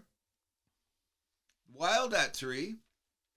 Tampa Bay at 2. And I'm not taking Avalanche out of the first. No way. No way. You know what it is? This whole scheduling in the last week told me, like, people aren't playing. Everyone's looking for here. Everyone's looking there. Not an excuse. You play who's in front of you. I know. But it's not that Colorado's getting blown out. They've lost a couple close games. The only one that really beat them hard was Montreal. I thought they lost a few concerning games, though. Like some of their opponents were like, Well, they had a couple. What was the one with that? The weird goal in the power play late that was tied. And they lost. I forget who it was to, Utah or somebody like that. And then they come right back and they slap San Jose. If you look at the last, you got shut out 2-0 at home to Detroit. Detroit played a great game. They got goal lead. You guys killed them. Ottawa killed them. That's what I'm saying. Well, that was maybe too much time. Philly killed them. Philly was a game that weirded me out, but I think they're going to be fine. They lost 7-3, man. They lost 7-3 to Nashville. Like, come on. Who was in net that night? Was that the other guy? He was terrible. Well, both their goalies are good, so. Yeah, no, but I think one guy was injured, so they used their third guy somewhere in there. Let's take a look at who's Colorado used this year. I can't remember. But I still say Colorado's the best team. I'm not giving up at them at all. When they get going, You're not worried that they lost Landeskog? Yes and no. He's not coming back, it looks like, I don't either, think eh? so. And that's a top 6 forward you need to find to replace Although him. they say they've been searching around, but no, as a cohesive unit, especially their top 4 defensemen, and the way they play with pace, and their top 6 and their fourth line is an even line. You know what I mean? Like for a plus minus, They've been pretty even for the year, and that's all you can ask of them for their 14 minutes, whatever they're playing. I just think they're way too solid. I just think that they ran into a wall here, like when you're coming in, they're looking over their shoulders about when are we getting to the Olympics? What do they got? The most guys in the Olympics? They're up there. They're right up there. I think 9 of their guys are going to the Olympics, or 8 of their guys are going to the Olympics. That's a lot. Half your lineup going to the Olympics. Come on. So they're all looking, and then a lot of, I hate to say it, but a lot of business decisions were made in the last couple of games. Hitting wise, did you notice that things got a little? Sure. And then with me saying all of that, then you had that bullshit that went on with Tampa and Florida, who just couldn't wait to be as stupid as they are. You know what I'm saying? No disrespect, but maybe I am disrespecting them. Well, let's not bury the lead here and get to the Leaf report. Okay, here we go. I'm so happy. The Leafs swept Western Canada. They won 3-2 in the shootout at Vancouver on Saturday. They won 4-2 in Calgary on Monday. Take that, Tate McRae. And they won 5-2 in Edmonton on Tuesday. So does that mean that you guys plan the parade? No, the Leafs are still selling by... You think so? They doubled down on it this week, putting out that they want a first-round pick for McMahon. Wow. They ain't getting no first-round pick for McMahon. Even Edmonton? No way. If they get Let's bet a beer on it. Let's bet a beer on it. They get a first-round pick? Yeah. Okay, you're on. Doesn't have to be this year. They're going to get Edmonton's 2027 first-round pick. You're killing me. For McMahon? Yep. One of the fastest guys in the league. No doubt. We've watched him for years. I've never got nothing bad to say about him. First-round pick. What was he drafted? Second round, right? I don't think he was drafted. Really? Yeah. So you're going to get an undrafted player, and you're going to ship Doesn't matter where he was drafted. It matters where he is now. What you're doing, the quality he was playing, I'll give you that. McMahon, first-round draft pick. I would rather take Robertson than McMahon. No way. Yeah. What is McMahon? What? Come on. Robertson doesn't score as much as McMahon. He's not as fast as him. He's not as physical as him. That makes no sense. Robertson's craftier. He puts the puck on the net Gets more. less points. He's not a Berube guy. He never gets on the ice. That's why they should. He wasn't a Sheldon Keefe guy either. Whose guy is he? I'm starting to wonder. No, Sheldon Keefe. He was just coming up then. So I think. No. You said back then too that it was a coaching thing, that he was being blackballed or whatever. I don't know. Not blackballed, but Keefe went away. This is his second year here. I think Robertson's better, and I hear it a lot of times. Guys around the league, saying that he's better than McMahon. I've never heard anyone say that the Leafs have come out and said they want a first-round draft pick for McMahon. They're out of their goddamn minds. Well, they're going to get it. Ugh. So I better call up. Hey, that's right. They're going to do that so that you're going to have they'll have more assets when McDavid comes here 2 years. Is he a part of the plan? So Edmonton will help McDavid for his 2 years from now. Come on, I'm not going conspiracy. You really think McMahon's worth a first round? Honestly, why not? Come on. Was he got 20 goals this year yet? Yeah. Has he scored 20? Are you sure? He's close to, whatever. If he's not at 20, then he's close. I'm going to take a look. No, not a first-round pick for McMahon. No. And I like he's at 19. 19, okay. He's got 19. Yeah, 19, and I like it. Okay, 19. What's Robertson's career high in goals? Oh, he doesn't get enough ice time. Come on. Here's the excuses. No, I don't want excuses because I'm not a Toronto guy, so I'm not really. I got no horse in the race. I'm just saying from that's why you're slurping up Robertson. No, because I really believe that guy goes to another thing and better things are gonna happen. Robertson, we're gonna get a second and a fourth or something. I think you can get a second round pick for Robertson. There's no doubt because he's not used on this team. We watched him his whole career here. Really see another team putting him in their top 6 consistently? I can say that he'll be on a top 3 on a third line guy who will suddenly they'll see. What do you think he's doing with the Leafs? But who's he playing with? He's never playing with the same guy. They never play with the same guys all the time. You keep moving the posts here. No, I'm just. You are. Okay, I'm going to put it to you this way. What's his most consistent line? When he played with McMahon, they looked like a great line. And who was the center? That was a great line. What do you mean? He's been consistently with Waugh and Cowan for the last month and a half. Really? Yes. I thought you watched the games. I do watch the games, and by the third period, the lines have changed. I've never seen the Leafs fucking say never. They never do. No, every team in the league. No, I see this shifting, but I really watch this. If you watch the games, and I wish we could put it back. All right, isn't that what the coach is supposed to do, though? Kind of figure it out and let the flow of the game kind of determine? Or what you do is you decide that you make lines and you leave them there and you have a more consistent lineup. Now, let's go look at the top line teams in the league. Colorado, if you look at their first 3 lines, they play together almost all the time. There might be a certain adjustment with an injury or a guy comes out, but basically their top 3 lines are the same. Now, with Landeskog being out, you're right, that's a little bit of trouble. You look at Dallas. The reason that Dallas is having a little bit of trouble, they had 2 forwards that got hurt, but they had the same 3 lines. Oh, and the Leafs haven't had injury issues? I'm going to say that, but the Leafs never put out 3 consistent lines all the time. Look at Montreal. Our top 3 lines, the only problem is we've had somebody, with your duo theory, we've had somebody that has to play on the side with Suzuki and Caulfield. It looks like Doc's going to be that guy for now. But if you look at our second and third lines, it's been the same all the time. Look at Tampa Bay. You know who the Habs could use? Arturi Lehkonen. What's that? They could use Lehkonen. I would take him. Well, you guys had him. What's that? You guys had him. Oh, we're not. Well, that's just the way things go. But I'm just saying. And you look at around the other teams, Tampa Bay. Look at those lines. They come out the same way. You watch now. When Toronto comes back, that could change my mind, and I'm going to have to shut up and say, oh, they're doing it this way. But I really noticed the Leafs do not have consistent lines. And then part of it is injuries. I agree.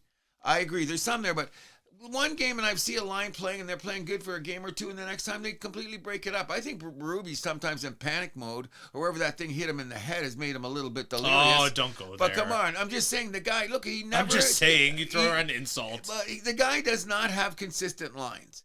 Okay, he doesn't. You guys don't play with consistent lines, and consistency was going to. I think you're nitpicking there. I think every coach in the league does this shit. There is adjustments in the third period if you see certain guys playing certain ways. You give a guy a little bit more minutes, okay? The other night, by the third period, I think it was a Colorado game. You know who was getting the most ice time? It was the Danault line. Right. With Gallagher and Anderson. They were having a game. Sure. So by the third period, they were getting more ice time. The next game, they weren't getting as much ice time because they weren't having the game. I understand that shift. The other night in Tampa Bay, their third line was getting all the time because they were the ones knocking them off. Boston, the third line with what's his name, Fraser Minton. Right. That line, they scored. They got out there. By the third period, they were getting more. So I understand that coaching. You got a hot line and going. But at the same time, when I start my game and I'm going to play, I want to see the lines play together for like 4 or 5 games consistently to see if we get any That's continuity. been happening, though. I don't see the Leafs as much. I don't like who's been playing. Like, what's the consistent line? Domi, Matthews, McMahon. That's been a consistent line. I was just gonna say then that. Nyes, Tavares, Nylander. Like when Nylander's been healthy, that's been a consistent line. Then the next game. Then Robertson. No. It's been we'll consistent. See. And anyway, actually has been consistent. Okay, so you're gonna still be on the line that the Leafs are definitely going to be sellers at the trade deadline, 100%. Right? Okay, so this is Mr. Pelly's neighborhood. I know that. So here's what I'm going to say. In my opinion, if you guys aren't careful what you're going to do, you're going to miss the playoffs next year. Now, people are going to tell me you're nuts because it's okay. The East is like topsy-turvy, so I mean, it looks like whoever's in isn't even going to be safe for next year. So. Oh, I agree, including my boys. Because my dad brought up too, is like all these teams in the East, like none of them made the playoffs last year. I'm looking at them like, well, only 3 of them were in the playoffs last year. It's pretty crazy. It's Montreal, Tampa, and Carolina. That's everyone else that's been all over the board. Yeah. Okay, so no, and I'm not saying that can't change next year because that's a parity in the league. You know what I'm saying? But you got to look at what your roster is now and what you're going to add to it next year to see if you're going to get a better chance at the playoffs. So let's put it in perspective this way. Montreal is where they are right now. You look at their lineup and you're going, oh, they're young. They're going to be in the hunt next year. Look at your lineup, a little bit older. If you miss this year, I'm taking it down to the studs if I'm the Leafs. Oh, okay. So that means that's a playoff lot. That means you got to give up next year. That's not true. Unless you pull Boston. Hold on. Okay. If you keep your core players and just kind of like shuffle around the edges, like I don't see why they can't be back next year. Okay, so let's look at their core players. That's Matthews, Nylander, Tavares, Nyes, and the goalies are the only guys I'm not trading. Okay, good. So now you've got those guys right now. So now who are you going to add to them? You're not going to get 14 new guys next year. No, but I mean, okay, like, so now you got to be careful about which guys you keep and which guys you let go. Okay, Tanev, hopefully he could be healthy next year. That's going to be a big add if he could stay around. I would assume McCabe, if you keep McCabe's been here. McCabe, very quietly, because he's played with inconsistently with guys. Now he's staying with a guy more steady that he is. Remember, in all the mess that Toronto is, McCabe's like a plus 17 as a defenseman. Oh, I know. That's amazing. So he McCabe's one of the guys. You got to keep Tanev. You got to keep McCabe. And Carlo is playing better now that he doesn't have your boy Riley around. Yeah, I mean, Riley, you took the words right out of my mouth. Riley's the problem. You got to figure out what to do. Appears to me. Buyout's not out of the question if I'm the Leafs. Okay, so now that's your core. So, okay, that's what we got. You got Nylander, Nyes, Tavares, Matthews, and the goalies, and those 3 defensemen. And that I would keep Lawton around too. Oh, and Lawton. Okay, I would look to sign him back. Okay, so everybody else is like, you get rid of them. Who are you going to replace him with? Domi, free agency and trades. You're going to have assets, so you're going to have a little bit more room to work with in the offseason. Okay, so now you come back from the playoffs, because here's the dangerous thing. And I brought up I didn't bring it up, but Elliot brought it up. Robert Thomas is a player that the Leafs should look into. Oh, that's all you ever hear. I don't know how they're going to get him, but let's look about this before you start blowing everything up and you're saying you can't make it next year. You should bring up this argument to me. I'll defend your argument when they're coming back. Is it a retooled or if it's a rebuild? If it's a retool, you're like Boston, and nobody expected them to come back this strong. Not that Boston's out of the woods yet. They got 25 games to go on there. But when you look at the structures for the teams around here, you look about it. You know that Toronto's only 1 point behind Vegas? 2 points behind Edmonton. I brought that up like weeks ago, how they're so close to Vegas. Just the East and West is like... That's what I'm saying. So, like, when you think about the structure of your team, be careful what you bounce or bounce back, because you might be as closer than you think you are, or you might be further than you think you are. That's the question. Now, Montreal the thing was is, the Eastern Conference has become such a beast, though. Oh, my God. Of course it is. Like, can you see, look at the beginning of the season, no matter what you say or what you're going to do in a market such as that, are you going to say that the New York Rangers are going to be the last place team in the Eastern Conference? Man, I don't know what to make of the Rangers. You say that? This is the New York Rangers, bro. Didn't they just win an Adams? Hold on, isn't this the Leafs segment? Oh yeah, okay. We are in the Leafs segment. What I'm saying is that we're talking about what they're going to do between now and the trade deadline, and I'm saying that they better be careful of what they're doing, or they're going to miss the playoffs next season. The New York Rangers were about where the Toronto Maple Leafs were last year. That's why I brought them up. And did they retool? Yeah, but they didn't know what happened. Where are they now? That's what I'm saying. Did they retool, though? What's that? Did they retool? Okay, so let's get back to the Toronto Maple Leaf report. The Rangers. Hold on, but you're comparing apples and oranges, though, because the Leafs don't have an $11.5 million goaltender that we're paying. What's that? The Leafs don't have an $11.5 million goaltender that we're paying. Number one. That hurts. We don't have a captain who's known as a bit of a locker room cancer. That's number two. So he's going to go. He's going to go. Okay, and Panarin. Is he going to go? I heard he's not. Well, you're talking about JT Miller? Yeah. No, JT Miller's going to stay. And there you go. Okay, what's the other guy that they got in there? Is Fox going to stay now? He's the big question. Is he going to stay through a rebuild at his age? 32 years old, or should he go on? No, but my point is, we're not talking about the Rangers. We're talking about the Leafs. And last year at this time... Well, you brought up the Rangers. I'm comparing what could happen within a year. I mean, you're comparing apples and oranges. Only because you got the thing on the goal. The Leafs are more built like the Bruins than they are like the Rangers. You better hope they are. But they are, I'm telling you. To the goaltending thing. But we're still saying, though, when you're talking about marquee franchises in the NHL... You start off, the Rangers and the Leafs come out of your mouth pretty damn quick. Okay, so but that's such a... Is it a retool you guys are doing then? You're going to tell me you're going to retool? Yeah. So who do you not expect to be in the lineup next year? And where are you going to get these guys? And who have you got in your farm system? And who are you going to get in free agency where you are now? So we have some good guys in the farm. Okay.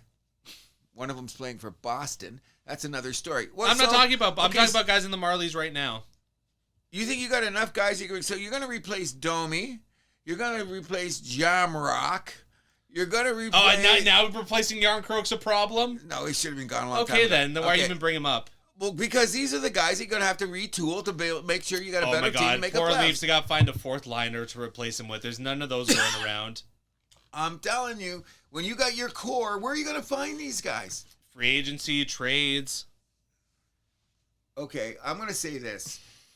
There's certain teams around the league, even though one has failed, and that's Anaheim. I thought Anaheim was going to make the playoffs. What do you mean failed? They're going to make the playoffs. I hope that they do. But anyways. Where are you saying they failed? Where's this coming from? I thought they'd be higher up early in the year. They're still a young team. team. I'm not. They're 3 points up on LA for the final playoff spot. I'm still worried about them the way they're playing. I shouldn't say they're 8-2 in their last 10. Okay, let me rephrase what I'm going to say. They had a little bit of a bump in the road and they've come back. They've come back, though. I hope they have. What I'm saying is, the reason that I'm bringing them up again in context of the Leafs, because we're still on the Leafs report here, look at how Anaheim got around to building through their teams and what they added in free agency. Yeah. Do you guys have the components to do that? You don't even have draft choice until 2028. We're getting draft picks at the deadline. Don't worry. You are optimistic beyond all call. So Isn't that what you're supposed to be? I hope so, but I can't see with your lineup right now. First of all, you're trying to tell me McNair's going to get you a first-round draft choice. No. If that happens, I'm buying you a beer for sure. I'm buying you a case of beer. That is not freaking happening. I guess you're buying me a case of beer then. Whatever style you want. McCabe's he's going to be one of the best. He's going to be one of the best goal scorers available at the deadline. So. You better hope that he turns into a Hyman for another team too. But anyway, so you're going to get that's the three guys that I think you can get something for right off the top are Robertson, McMahon, and Domi. What about Ekman-Larsson? Then you're going to get something. So those four are going to go. But now you're going to have to... I think McMahon and Ekman-Larsson are going to net us first-round picks. I think Ekman-Larsson more. Well, Ekman-Larsson's a first-round pick plus. Yeah, I say you can see that only because... But I can't see McMahon. But Ekman-Larsson is going to be one of the premier goal scorers available. Premier goal scorer. How many other guys that are going to be on 30-goal pace are going to be available at the deadline? Well, that's why I think it's so hilarious when I heard Elliott say this the other day, and I thought to myself, isn't every team looking for this? They want a two-way center and a defenseman with term. Yeah, exactly. Every team in the league's looking. What are you, Elliott? You're one of the best guys on TV, and you say that? I go, come on. He's doing his job. He's reporting the facts. Okay, well, the fact is, every team in the league is looking for that. So where are they going to get? Where the Toronto Maple Leafs are going to get one? It's just going to jump up and bite him on the ass and say, we got maybe Robert Thomas. What are you going to have to give up for him? We'll see. Would you give up a first-round draft pick for him? For Robert Thomas, yeah. Okay, so you better be able to get one because that's your 28 first-round draft choice, and you're going to. That we have, yeah. I would not gamble. See, he doesn't work. No, but if we can get Edmonton's first-rounder next year, perhaps you're gonna have to wait and see to do that. That could be very interesting. We could be talking a different story by the time July 1st comes around. I agree, but I'm just saying, I would rather have my draft choice now because. You don't know what Thomas is going to be in your lineup. And if you're doing the retool, he could be the guy, but what if he's not? Then you better start from scratch and go get with some draft choices because the cookie jar in the Toronto Maple Leaf organization is pretty damn low. Now, you're telling me what do you mean the cookie jar?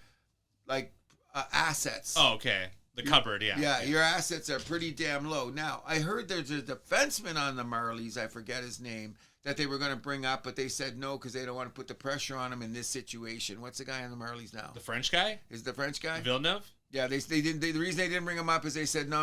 Let's not put pressure on. I agree with that. Yeah. Like bring him to training camp. Yeah. And then come undo it the proper way instead of throwing him in the middle of this mess like it is. So there's a guy that could be a defenseman for you next year that we don't know about, and you pick somebody up. I'm just saying, very hard with your roster construction and what you add or you don't makes it very hard to go from season to season, especially with the ages of your players when you go on. Another example to compare the Leafs to is. Did you think that the New Jersey Devils would be in the situation that they are? I didn't have them making the playoffs, did I? I did. I know, and I'm not too surprised because it's the same story as always with these guys. They get a few injuries and then they derail themselves. Their goaltending isn't that strong. No, I agree, but I'm saying it seems like their locker room isn't that strong given the Quinn Hughes situation with no trade clauses. Okay, well, yeah, but Dougie Hamilton there is a bit of a head case. What's going on there? But I'm saying, if you look at the structure at the end of last season, and you look at the end of the season of Jersey and Toronto, what was Jersey built around? A core of these guys. And the core of their best player is always hurt. But I'm saying, but like Toronto, that's how you got to do it. They had their core too. Okay? So they were going to add on and make the next step. Obviously, they did. They took a step back. They signed Timo Myers to that horrible contract. That's not working out. That's what I'm saying. So that could be your Robert Thomas for all you know, or he could be your top 10 scorer on your team. You don't know. No, they're not going to do that because the Leafs are smarter than that. Oh, listen to you. You're the most biased lawyer I've ever met in my No, because you're coming at me hard. I got to defend my team. But I'm saying, well, that's why. Because you got to look at those structures. Like, we're talking, this is 6 months ago, and there's 6 months now. We're here, and in 6 months, it's going to be different. I'm just saying, when you get the core of your team and add it on, do you have the structure? If you don't do it this year, and you make bad moves, you ain't making it next year. That's all I'm saying. It's okay. We're going to make good moves. Oh. We've been talking about this for too long. Well, no, because it's Toronto. It's the city we live in. Okay, but we're starting to spin our wheels is my point. All right, so then we'll take it really quickly to where we usually like to go at the beginning of this season and last year when you took a lot of time of shit kicking my beloved Montreal Canadiens. You dismissed them. We're still on the Leaf report. Okay, now we're getting to the end of the Leaf. Okay, no, well, we still have some stuff. We didn't even talk about the games this week. So what did you think about the Leaf Vancouver game? What's that? That was compulsories. That was a compulsory. No power plays for either team. That was weird. Compulsories. It was a compulsories game. You know what? It was kind of embarrassing in the league because it was like, no, before you, sir. Before you, sir. Before you, sir. And then Toronto won. They had to win that game. They had to win that game. Would have been then the season would have been totally over. Okay. Yeah. Leafs Calgary. Willie came out of that game shot out of a cannon. Of course he did. Was still kind of a low event game, I thought. Yeah, I did too because once it looked like that Toronto was going to win, everybody backed off. We're getting ready for the Olympics again. What Willie did the other night, and leave Willie alone. He's like, come on, he's Willie cool. We know that, and you know I'm never. Who's here attacking Willie? What's that? Who's here attacking Willie? Not yet, but it's coming out through the sidelines in this, and this is when I said earlier when I said I bring him out. There must be some owners that are just freaking pissed because considering everything that's going on, Willie, how badly was his injuries? I'm glad that he's healthy, and I'm glad the way he played the other night because he's a freaking. Wait, why are people upset at him? What they're saying is that we know that he missed a bunch of games because of how severe was his injury. He came back shot out of a cannon. That's great. Is he ready to go? Just in time for the Olympics. He's not the only guy around the league they're saying this about, by the way. I don't believe in conspiracies. No, I'm just saying the owners have to, come on, like where were you guys there? Like the reason that they're playing Logan Thomas suddenly come out and plays. Logan Thompson. Thompson, okay, all of a sudden he's back in the net again too. You know, and now he's going to play for Team Canada. Well, some guys aren't, though. We'll get to that a little bit later. Okay, you know what I'm saying? Like, if I'm an owner, some of the owners are going, what's going on here? We really needed you. We really needed you. But what do you mean? It's the team doctors that keep him out. I'm hurt. Okay, but now we're in the Olympics. That's the team doctor's decision. So I don't know why what owners are upset about this. They're going to be quiet because everybody wants then if they're going to be quiet, they're cowards. They can shut the fuck up. Wait till the end of the season. Well, good for them. They can bitch then. They're going to. So, okay, good for them. Well, until then, I'm not going to fucking worry about it. Who the fuck cares about what a billionaires have to say about this shit? That's his club team, bro. Good for him. Then say something. Shit or get off the pot. Nobody wants to because it's the Olympics. Shut the fuck up. That's what I have to say to these cowards. Okay, because that's what I'm telling you about then. This is my argument when I was saying before that I got tired of this. Remember when I'm saying this? Yeah. Oh, condensed schedule. Too many injuries. How are we going to survive? Can't wait to get to the Olympics. Can't have both. So there's a rumbling underneath of an underbelly of some people going like this because we're playing these guys. Canada's not playing these guys. So, I'm so tired of this conversation. Okay. Leafs. I thought the Leafs had horseshoes up their asses in the third period against the Flames. They should have had 2 goals there at Calgary. Who? The Flames. Oh yeah, but we're talking about the shot attempt. Well, one was like the shot attempt. There's a bunch of shot attempts. You need to be more specific. We're going to get angrier by the second here, fans, because I seen a few shot attempts the other night. Should have been the one. What buddy went there? Was that a stick or something? I know we know exact play. Aren't sports supposed to make you happy? Anytime someone misses the net, you're just throwing shit. No, not my team. I just watch that as I'm a third party watching, enjoying hockey. I go, oh, that guy missed. That was a shot attempt. That was it. That was good play. Well, shot on goal is a shot attempt too. We've discussed this. I know it's too many stats. We've discussed that too. What I'm saying is you are right about that, but that drives me crazy because there was two red lights should have went on. But that's one hockey. of them a defenseman got in the way, but yeah, okay, exactly. But that's hockey the way it is. But the one was egregious. How did the guy miss? I have no idea. You know what? You see that once a night around the league. Of course. How does that happen? It's a game with humans. People make mistakes. Okay, so it's called a miss. They missed, right?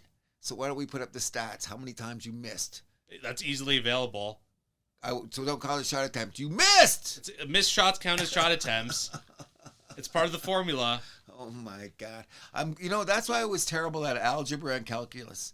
That's why It's got I was nothing to do with terrible either at of those subjects. Those are bad. I just can't. I mean, I get guess the you math. could use algebra to figure some of this out, but Come on, it's everything's math. It's equations. Why we create stats? I mean, Makes me crazy. Shot attempts is simple addition. That's all it is. Like, the Leafs were outshot, out-hit, but they played better defensively and won the turnover battle. That's why they beat Calgary. Yes. You know what, though? That was the skating. I don't know why Calgary's not better than they are. They're a nice skating team. They just got no finish. Is that how you'd put it? I think they overperformed last year. Really? Yeah. Is that what it was? Because when you look at their lineup, sometimes you go, but they skate. They got a bunch of skaters, no finishers. Exactly. No finishers, but they good and a pretty decent defense. They're Sure. not terrible. Yeah, but you're not enough guys that can score. No, Yeah. That's their biggest, but no finishers. That's what I see them because they play some lovely games and they lose in the third period, so to speak, right? Yeah. The next night, Leafs in Edmonton, the dueling chance. You had some great pace in that one. Stolars were sharp in that one. You got to give them credit. Very much so. I found it bizarre that the two power play goals the Leafs scored back-to-back were the exact same play.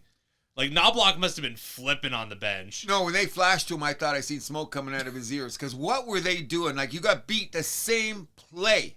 Almost like... 2 minutes later? Not even. Like, within a minute. Within a minute? Yeah, there was the Tavares one and then Michelli. Yes. Yeah. Exactly the same. And I went, whoa. Now, that led me to believe... What did you say about... You thought a little bit about Edmonton? McDavid and Draisaitl were mentally in Milan. Okay, so is that maybe because those were like lockout plays? What were you thinking? You just let it go. Half those are mental mistakes. You made mental mistakes on that play to let that happen twice? Do you hear what Draisaitl had to say the night after? We'll get to that a little bit later, but... and then the Leafs will be back in Tampa Bay Wednesday, February 25th. Okay, before we get off the Leaf report and whether or not they're going to go there or not, here's what you have to look into perspective here, young man. And this is why you're going to say buy or sell. Okay, when the Starting off being condescending, great way to start off a conversation. I'm not being condescending. Call me young man, it kind of is. Okay, well, you are younger than me, okay? When they come back from the Olympics, what do the Toronto Maple Leafs have to do being 6 points out? First two games are in Florida, so they're on the road. It's okay, they're going to be beat up from the Olympics. Okay, so you got Florida, you got the Florida swing right off the hop. Then you got Philadelphia and Jersey, which should be okay. But you got Ottawa and Philly, and those teams are going to be in the hunt. But then you're after that, you got the New York swing, you got Jersey and Rangers. I know, is Ottawa's goalie going to be mentally strong enough to beat us? I don't know about that. That's another story. So look at your first 6 games. That's your season to me. Like right there, you got to get, what, that's 6 games, that's 12 points. You need 8 points. I'll just put it this way. Hey, you know what? Like, for the Leafs, just don't finish 9th place. Actually, you know what? It wouldn't be the worst thing, though, because Boston... Hold on. It wouldn't be the worst thing because Boston has our first-round pick, and they suck drafting at, like, 16, 17, 18 in that spot. So, every cloud has a silver lining. Just pick a fucking lane. Although, it would be hilarious if the Leafs sell and still somehow make the playoffs. That's a possibility, too. Yes, no, you can't get that out. I'm just saying this. We talked about it last week. No longer... Don't make no more deals with the Bruins. Stop. No more deals with the Bruins. We know what happens. No major deals with the Bruins. No major deals with the Bruins. If you guys want to trade hockey sticks or a couple of used nets, we're good. But when it comes to player, personnel, and assets, do not deal with the Bruins. Don't. It's not looking good for you guys, okay? Well, I doubt there's a trade this year, but we'll take it to the Habs report. Habs are...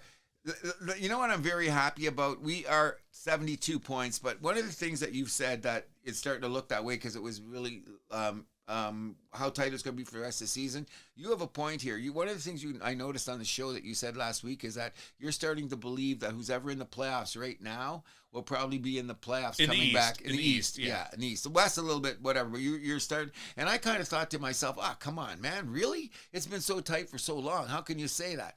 Now you're starting to look at the standings and you're going, with 25 games left, you got a point. But a lot of separation. Oh, what's that? It's a lot of separation just in the standings. These last 6 or 7 games going into the Olympic stretch, because it was different. Yeah, last couple weeks. You could feel the games were different at different times, or whatever the case may be. But we're sitting very, very pretty, and for the first time, look, we got plus 12. Because you always say, what's your goal differential? That's not a lot at this point in the season, but at least we got a comfortable point differential, and our goals against averages come down a bit, and they've been playing Dobich Like, he's our guy. You can tell he's the man. As I said, he should be. He's the guy there. Even though Montalban played really good in the last game, who did we just beat? Colorado? Yeah. Got the shutout. Yeah, he was really good then. Except for the same thing as, like you say, these goalies going down on their knees. You know what you were saying about that? You saw the old games back in the day, and they were going. Well, not even back in the day. It was from like the 2014 Olympics. I'm seeing like the goalies doing the same thing. I'm like, same thing. Now, if you watch, you go back to some of the 80s and early 90s things, you'll see goalies that are standing up because they're more angle-oriented, but then they'll get beat by some shots thrown away. Watching like 80s and 90s highlights, like sometimes you're like, what are the goalies doing here? Oh my God. Because they get beat on those shots, because what they're trying to do is a lot of times they're killing angles. But if you don't kill the angle right, guess what? The red light's on. Yeah. So that's how it's going to be. So I'm very happy with the Habs, especially in this respect. Look at our lines. We got one of the best lines in the league of kids. Look at this. That Kapanen, Demidov. The second line, Slavkovsky, yeah. What a line. All those guys, like, what is it? Kapanen's tied for rookie goals, or did Schaefer go ahead of him? Of all people, Schaefer's leading the rookies in goaltending, isn't it? Or though somebody else just... Kapanen's up there in rookie scoring, I know that. Yeah, and Demidov's up there in rookie assists, poise and assists like that. And Slavkovsky's going to score 30 goals. Yeah. It looks like he's going to be... Did Nyes ever score 30? Got to 29 last year. Ooh, so my boy's going to beat him to 30, okay? But it's not over yet. Don't jinx it. No, that's right. So we'll go there. And another thing is that I heard on my Hab sites, and I don't have a problem with this. Someone complained the other night that Aberjacki only played... Aberjacki. My boy, he only played like... Did he play in the third period? And so the argument was this. Oh, our guys are going to be tired because we didn't play Aberjacki enough. You know what I said? Shut the front door. Give him his 10 minutes and get him. He's learning he can be better, but he's a liability on the rush sometimes. I don't think that's ever going to change with him. I know, but he's got a great shot and he's got a great pass, which you could use. That's why he's still on the team. But sometimes what's going on between the years... Or why are you in the wrong area code? Yeah, exactly. You go to the wrong. Like you're gonna go make a check. He's got to learn. No, don't make that check now. You left it wide open. Yeah. Like he's got to learn not to do that. But he's got the other components. He's got a great shot when he uses it. Okay, and he's not a guy that's gonna get to 1,000 games though. I don't think. No. If he gets 400. He should be a happy man. But that's what I'm saying. It's okay because you know what he does? We don't get pushed around as much when we know he's got something. Oh, sure, he's tough. Tough that, but I don't buy into all that. I just think we've gotten tougher as a team in the last couple of years because we were always so small. We aren't the biggest team in the league as we speak, but we're a little bigger than we have, and our 4 defensemen are solid. Our top 4 guys are solid. Especially Matheson. Oh, he's unbelievable. You know what? He did a couple of pizza deliveries the other night. I seen the old Matheson. Just don't pull that in the playoffs. So I'm happy with Montreal, and I really think that we're in a good shape. I hope we get the first round home playoff. You know what I'm saying? But it's going to be a battle, especially with Buffalo coming up the standings. And Buffalo's Detroit. And Buffalo is serious. Let's get something straight here. But when you said it about how you're looking at it, you got a good point here. See, when you look at the wild card, Montreal and Detroit and Buffalo have now got, look at what's our next guy to get there? It's Ottawa. It's Columbus. Columbus is the only team, and I told you, watch out for those guys. So we should have enough to be able to get in the playoffs or a wild card as we speak. Sure. With 25 games left. Because the thing about the Montreal Canadiens, and I'm loving this as knocking wood, is that we're insanely resilient. Mm-hmm. Every time we lose a couple of games and we got a tough game, what's going to happen? Yeah. We either win or like we go into Minnesota. We can't win in Minnesota, but we got a point. Yep. You know what I mean? And that's the big difference between Montreal and Toronto. We'll go in there, someone will scrap away to get that point, and you guys don't. And what's the difference? You guys are only, 8 or 9 points difference than us when you think we scrapped for 2 points in Colorado. Oh, that was a great 2 scrap. That. But when you think about it, is it really that much difference that we're just winning more? Because we overtime losses. We have 8. You guys have 9. So really, and that still pales in comparison to Vegas. Oh, Vegas. They're a whole nother story. Eh? But you guys had a pretty good week, I thought. You won 4-2 in Buffalo Saturday. Caulfield, 2 goals and assists, scored the tying in the winning goal in the third. Yeah. Dobish shining again in that one, 36 saves. Outstanding. We mentioned the Minnesota game on Monday. You know, we haven't won in Minnesota since... Was that the Jacques Lemaire curse or something? I don't know what it. 2011? Or have they been around that long? Damn. Yeah, Oh, because Minnesota came in the league 2000, so yeah, that would make sense. Whatever it is, it's just when they put the graphic up the other night during the game, it was a Prime game. It was on Prime, Yeah. right? And I'm looking at it. When they put up the graphic, I said, what? Then I don't know if it's 2011, but it's a long time ago. Because when you think about it, we only play them there once a year, yeah. right? So it's insane, but we stole a point.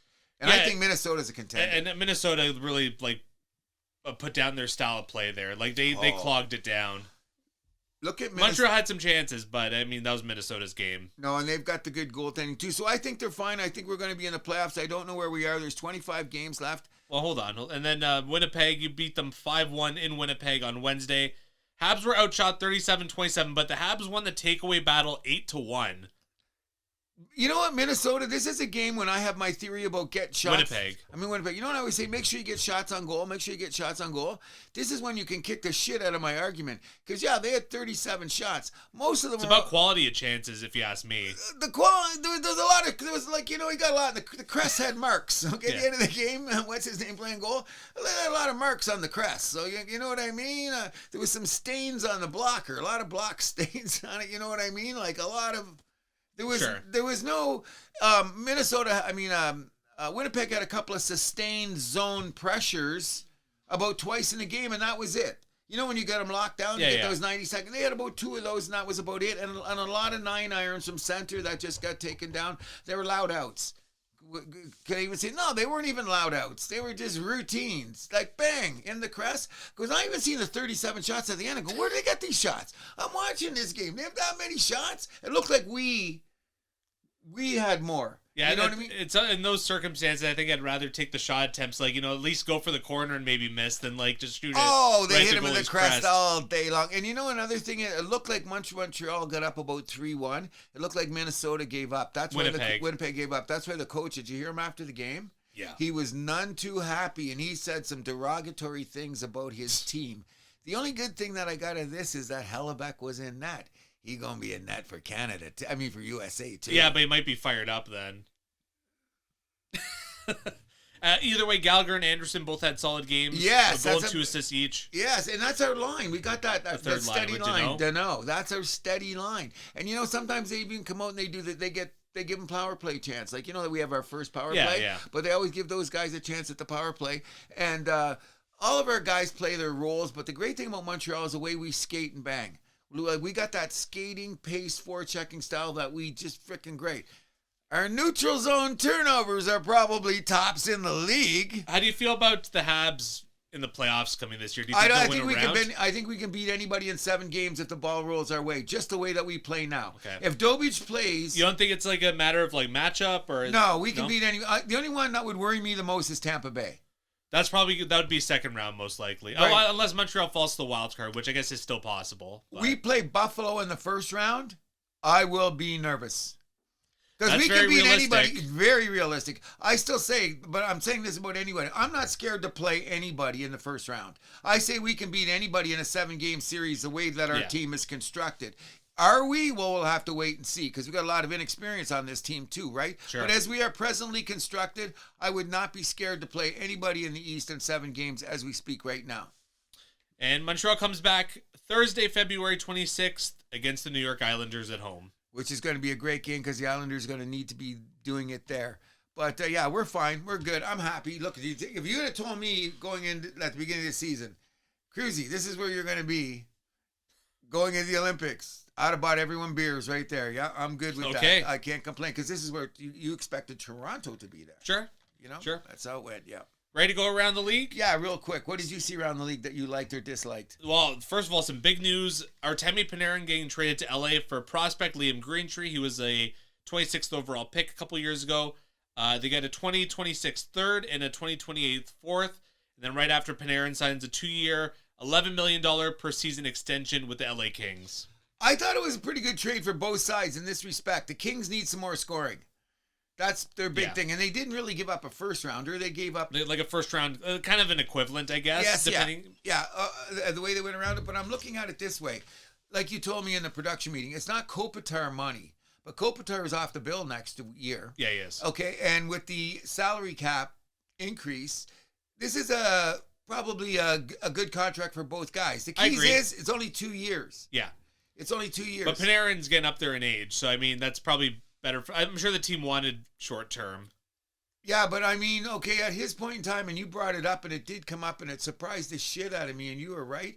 He was offered a lot more money from, what was it, Seattle? They offered him 4 years, $14 million per, so that would have been a $56 million contract. So is he just... And that would have been tax-free, too, because Washington State. Let's take it one step further. Does he expect to make that money in Russia after his 2 years in L.A.? Maybe. Because L.A.'s smart to do it because he's at this point in his career. His production has gone down a bit. Oh, but if you're L.A., you're laughing. You're like, this kind of fell right in your lap. Oh, agreed. And like the Rangers had no, like, nothing to negotiate with because they were just like, because Panarin was basically like, I'm not going to waive my no trade unless I go somewhere where I can sign an extension. Yep.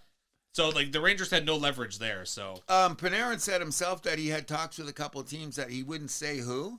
I know the Leafs were kind of poking their nose in there. Obviously, Seattle was poking their nose in there. I'm sure. Was it Minnesota or was it Dallas? One of those two teams, because I think it was Dallas. They were both involved. Because Dallas is missing Duchesne and Sagan. Sagan, yeah.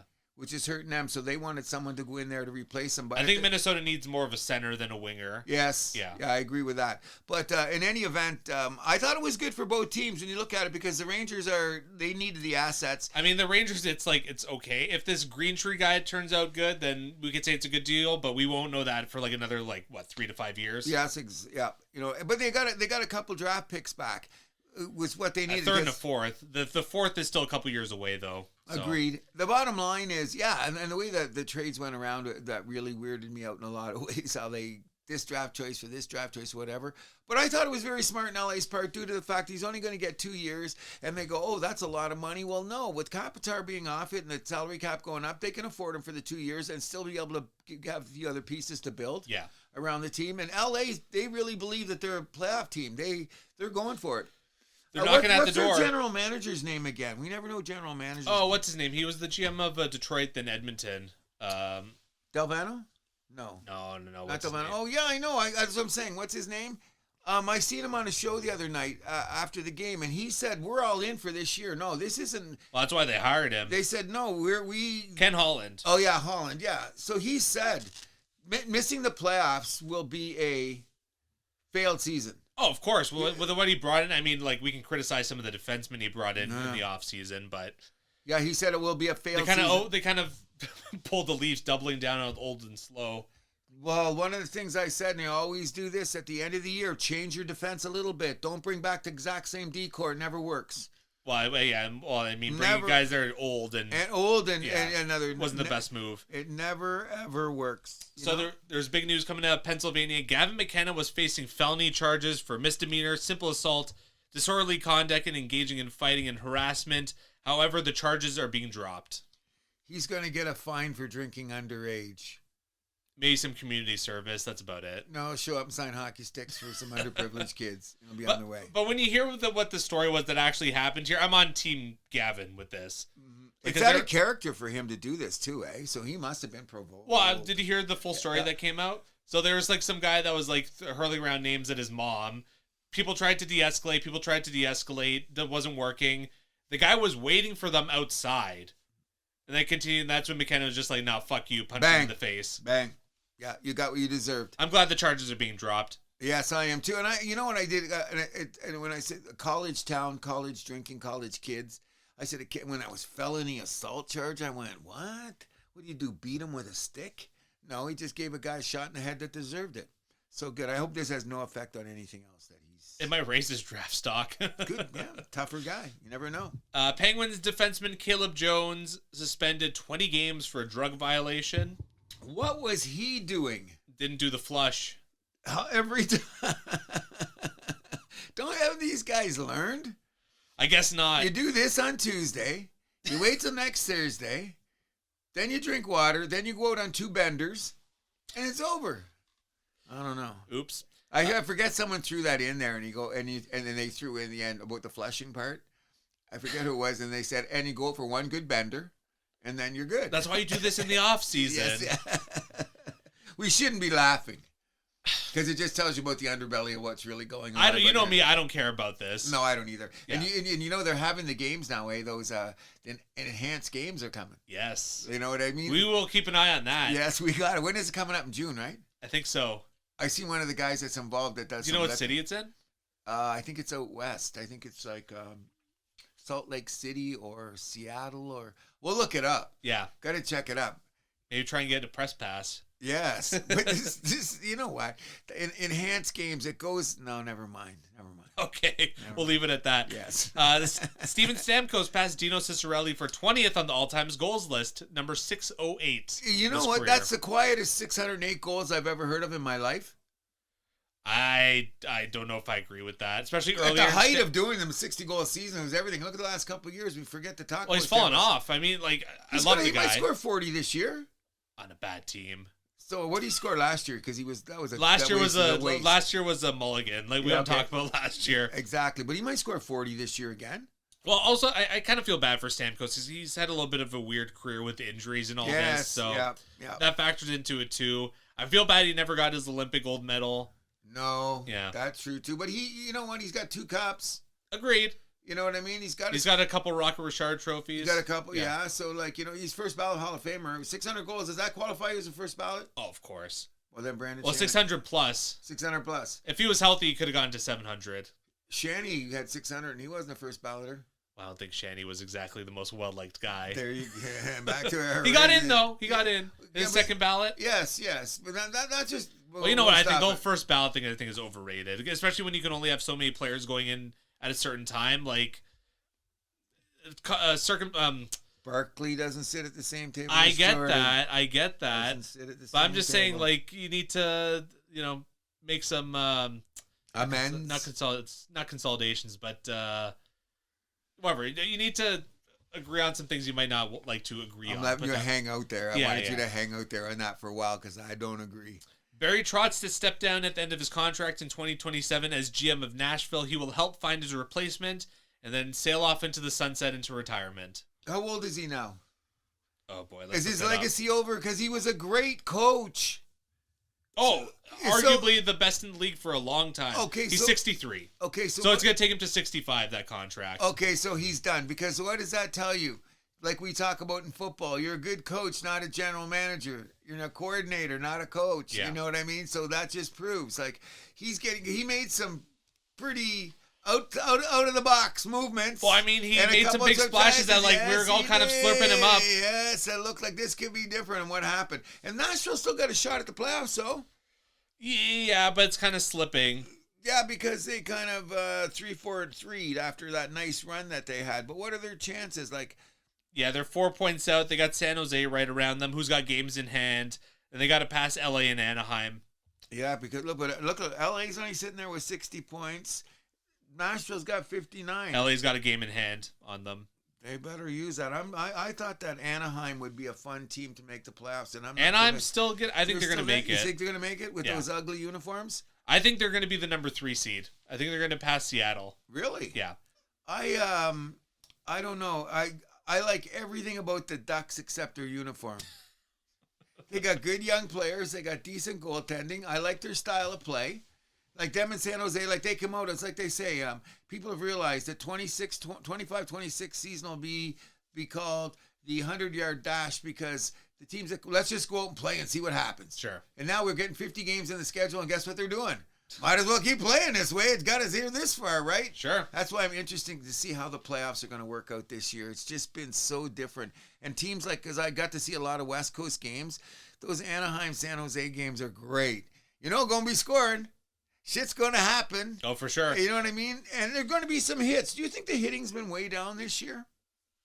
I haven't seen the numbers. It doesn't feel like it. I'm not really sure. Okay, continue on with your notes. We should look into that for next week. Yes. Or I guess when we come back from the Olympics. The Stadium Series game in Tampa Bay stole some headlines. Boston blowing a 5-1 lead with 11:42 left in the second. They lose 6-5 in the shootout. Craziest stadium game ever. For starters, which added that great bonus that all of America loved to see, so it could get on Kelly and Mark or whatever morning show that it could get on. It was so pathetic. You know yeah, what we I had mean? the goalie fight there. You were saying it felt a little forced. Yes, I thought it was too. But you know what? But you couldn't argue right away when he says, "Oh, they were outnumbered." You had to even it out. I just thought Vasilevsky wanted to show off all his hair. He went to the Trevor Lawrence School of freaking getting your hair together. But that kind of shit just, you know what? First of all, Tampa Bay's getting known to be a team that don't give a shit because I guess getting beat They've up been by that Florida. team for the last 5 years. But I'm saying, I guess getting knocked around by Florida the last couple of years that they're saying we ain't No, gonna but take don't forget it. though, they were the team that used to knock Florida around. Yes, and then now they're back to like, no, we ain't taking shit from nobody at no time. Especially the way they went out last year, was the year before against Florida. The last 2 years, Like how badly that the last game were. Like they just got like, get out of here, drop them off the cliff type of thing. I didn't go like I said, I'm a frontier justice guy. That racing up the goaltender shit, like that's just, and it's everything about our society and how things work when we're trying to say, like you're saying, it's got to be ref better. We got to take this out of the game. We got to do that. And then when shit like this happens, it's glorified to the rafters. Everybody's going, I'm glad. This is look. I'm glad. The goalies fought. Isn't that amazing? And all the guys are banging the sticks, and it's like, yeah, let's go to Gladiators. You know, I'm glad never glorified this. Michael Wilbon. What's that? Michael Wilbon never glorified this. He's anti-goalie fight, which I very much agree with. That's what I'm saying. And when he's one of my boys. First of all, goalie fights fucking suck. They're the least entertaining hockey fights you have ever seen in your life. I'd rather see two kangaroos go at it. At least they'll that bounce sounds off fun. the bank table. Yes. And if Looney Tunes has taught me anything, that's going to be very entertaining. Yes, of course. There you go. I'd take that over. No, they're horrible fights. The too much equipment. Possibility of a weird injury. Agreed. With that kind of shit going on, that's what I always think. All of a sudden, you got weird, all this equipment on. You're going to use your body in a way you don't normally use. With physics and weight and movement and all that shit goes up. I've been Wilbon all the time. I would say that we are simpatico in a lot of ways because he understands. He doesn't mind frontier justice. But he doesn't, he's like me. The staged fights and the goalies running around, and then it ends up on the morning show. That's what blew me away. Yeah, the morning show stuff is nonsense. Isn't it? When you get up in the morning and they go, oh, what happened last night? Interesting. Oh, that person climbed that building with chalk on his hands and made it to the top. Oh, I go, that climbers, guy, that guy's nuts. Okay, I get that. Oh, and the goalies fought. Wait, we're going from no Stanley. Stanley part 2. Here, Stanley, come here. I'll take care of you. Come here. But you know what I mean? Like you're glorifying a part of the game that we shouldn't be glorified. I agree. And I'm not saying, but at the same time, here's the hypocrisy I have to say. I do not want it brought out of the game. I do not want fighting That's taken out of the game. That's a tough dance to dance. I know it is, but I don't want it out of the game because I think schmuck should get it when they do schmuck things. But I've said before, video referee, eye in the sky to call this shit. We'll throw the book at them. So, which takes me, just before I'll butt in on your notes just for a second here, which takes me to the other rant that I wanted to see, which was that mess of a game that we called Florida and Tampa. Last game before the Olympics. Did you see that? Oh, what do you know? Tampa involved in 2 of these games the last week of the season. And they seem that they didn't give a shit, which means they're getting a little arrogant because what position are they in?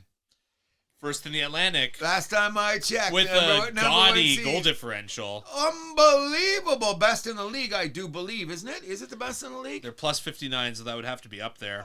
Colorado was until their losing streak. No, Colorado's still plus 74. But yeah, that 54 is insane. Anything like that is great. So I just think they're getting arrogant and telling everybody, hey, man, we're not losing any way possible. And John Cooper is the best coach in the NHL. Yes. And I like the great interview on 32 Thoughts he had this week, by the way. I'm going to check it out because he did a great interview with a bunch of Americans. Like he sat down with, I forget which crew it was. Maybe it was the Florida crew, and they talked about it, and he sat down and did it. It was great.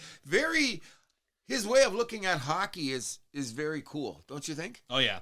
He knows his shit. And not only that, he doesn't mind a little bit if you got to knock someone on their ass. Well, have you seen his team? There you go. So he's not taking it. He's keeping fighting in the game. He doesn't like the stage shit either. But he's looking at it from a competitive angle. Yeah. So I'm good with that. But I really, when I see what went on in this Florida game, look if you're gonna lose, you're gonna lose. You got to punch someone in the head, Matthew Tkachuk. See them chasing each other. It's a joke. And then like I'm going after you. I want you. Oh, I want you. You know what I mean? And then grabbing and swinging. Then two guys that don't fight suddenly are going to decide that they're going to be in frickin' the Royal Rumble. What did we say last year during Four Nations? Live by the sword, die by the sword, motherfucker. Yeah, so that's what's going to happen. And I'm going to tell you that right now. I think that the size and brute and all that physicality that the U.S. thinks they're going to bring to the table is not going to win for them. You don't win hockey like that. I don't think so anyway, but we'll see. But for the Stadium Series, I thought the jerseys looked nice, though. Well, that was cool. They were old school, too. Old school kind of. But like with the helmets and like the claw marks and whatever. Yeah. That was cool. Was it the old school in a new school kind of way? Yeah. Because they weren't, I could see the new, but they still had the old, especially the Boston one. Sure. You know what I mean? It had that old school look about it. The thing about it is, even though the game was highly entertaining, it's great to watch games like that because I watch them like this because I don't give a shit about either team. Oh, yeah, beat each other up, hit yourselves with sticks, keep going at it. But the comeback, you know what I mean? I was kind of glad for the comeback because I hate Boston more than anybody. For them to lose like that, it was funny. I said, I'm going to crack another beer on this. Fuck you guys, you losers. You know what I mean? But, yeah, so interesting. Some of that Oilers drama that came up the other night. So Draisaitl had some very pointed comments at the end of the game. He kept calling out the coaches. Kept saying it begins at the top with the coaches. So is Knobloch going to get fired and Paul Coffey going to get hired? That seems to be the rumor. The Coffey's name's all over everything, eh? Coffey and McTavish, I've heard. If they hire McTavish, I think that could be a mistake, though. Oh, yeah. Well, maybe he's past his best before date. But no, Did he have a best before date? Well, I think what's more interesting, like when he said the top and then he mentioned coaches, but he was taking a look at the GM box, too. And the goalie, Jari got thrown under the bus. Oh, Jari got big time because look what Skinner's doing. Now, does that look like a bad trade? Look what Skinner's doing in Pittsburgh. He's looking like George's Vezina. Well, he needed to change the scenery. I think is that you think all the pressure was too much and that all of a sudden that he's free? Because he stole games for Pittsburgh. In the last month, he stole games. Like he played that He also allowed 5 goals in his last 2 starts. Well, the last start wasn't so good. But they won them 6-5, didn't they? Okay, still, you allowed 5 to the Rangers. But you know what he did? It sounds like he's playing Oilers hockey again. That seems like not much has changed. He let in 2 Oiler goals. Have you seen 2 Okay, then, goals? so how can we say that the Penguins have won this trade? But I am saying that he was a little bit on a winning streak, and every goalie has a couple games where they do whatever. But if you look at him... Skinner seems to have more of these games than usual, or like than other goalies, I should say. He's had a better run in Pittsburgh than Jerry's had in Edmonton. That's fair enough. That's the way you got to look at it as a trade is now. Down the road, when we talk about this, well, we might have another story to be told. Yeah, let's see what happens by the end of the season. Pittsburgh might even get a first-round home series. Yeah, still possible. I'm doubting it, but I'm still saying... I mean, they're in position for that. But, I mean, it's a weak-ass division this year. They could do it. With the 2 games in hand over it. Now, I'm really saying this, like... This Columbus thing with Bonus, what's going on there? That's the biggest coach's bump we've seen in a long time. And I told you don't give them up. I thought they were a better team than they were. But the Olympics is putting a big stop on that momentum. So we're going to have to see what they look like when they come back from the Olympics. Oh, that's what they're saying. This is going to be the most interesting thing because they haven't done it for so long and with this much of a gap to see how it's going to play out. So we'll have to wait and see. And, of course, a couple Team Canada replacements. So Sam Bennett replaced injured Anthony Cirelli. And Braden Point is out, Seth Jarvis in. Okay, let's cut to the chase here. I told you, Braden Point with that injury, there was no way he was going to, when you didn't see him play, you couldn't put him in. The owners are happy, by the way. Bottom line is, Good for them. This is the, because you're not the billionaire owner. You just love the hockey, which is great, which is what we're all about. So I know we're fans first on the house that happened, not billionaires first. Okay, I'm just getting there. I'm just, when you can't 2 sides of the thing, but I'll shut up. My point is this. What were we saying now again? About the in and out players. What's that? Like who's in, who's out for Team Canada. The old school club in Canada is never going to go away. You're right. The old boys club in Canada, we've just invented it. It won't go away. Do the Americans invent it too? Is there one in Russia? Or is it just that old boy stuff because you get older, you get the control of it? We got to stop doing that because all the reason we brought those guys back is, well, it was the Four Nations that worked there. Let's do it again. People don't realize... Oh, no, they earned those spots too. So here's my point. Here's my point about this old boy school. What did Scheifele do that everybody hates this guy so badly? How does Scheifele not be on the team? They're kicking him to the curb every chance. What more does this guy have to do? I don't know if I'd say they're kicking him to the curb. This guy. It's a tough roster to make. And of course they're going to go with familiarity. Okay, so I've been watching very closely lately, and the Canes have been doing well. Okay, and maybe Winnipeg is because they've been sucking. But when I watch the Winnipeg game, Scheifele's playing his ass off every game. I don't notice Seth Jarvis as much. Maybe it's going to be his penalty killing, that extra shit there. But how can you not take Scheifele over freaking... I can't believe it. Like, the guy should have got the devil you know versus the devil you don't. Whatever, but I thought it was based on merit. Now, everyone knew Sam Bennett was going to get his chance. Everyone knew Sam Bennett was going to get in there. I would have taken Wyatt Johnson over Seth. Oh, no, he's over there, and he's playing way over there, so he doesn't get the press. No one's noticing what he's doing. Team Canada has eyes everywhere, so I don't believe that press nonsense. But then that goes back to your theory. The devil, he's inexperienced. Where do you get experience? Well, not even yet. He's going to be good there, which is great because I'm glad America had that theory because all those goals that they left behind, it's going to catch up to them in the Olympics. They left way too many goals. You look at their lineup, what they left behind, I'm not going to bring up names. I'm just saying they left a lot of goals behind. Sure. We didn't leave as many goals behind. I thought we left a few behind, but not as much as the Americans. I can't believe Scheifele. You don't think he deserved a shot at this team? I mean, even if, whatever, he was a borderline player, though, either way. He's been a borderline player since Four Nations. Okay, then. That's the name of the game, man. Team Canada's freaking hard to make. I agree. I understand that people are upset, but come on. What more does he have to do to make the team? It's not just about it's not just about bringing the best players. Chemistry. It's about bringing the right players. Chemistry. Having guys that can play these roles, Chemistry. Well, the guy's never got a chance. Does Scheifele play penalty kill on the Jets? I don't think so. I think that okay. Here's what a lot of people say. They couldn't ignore Nick Suzuki, but they could ignore Scheifele. Okay. Does that make sense?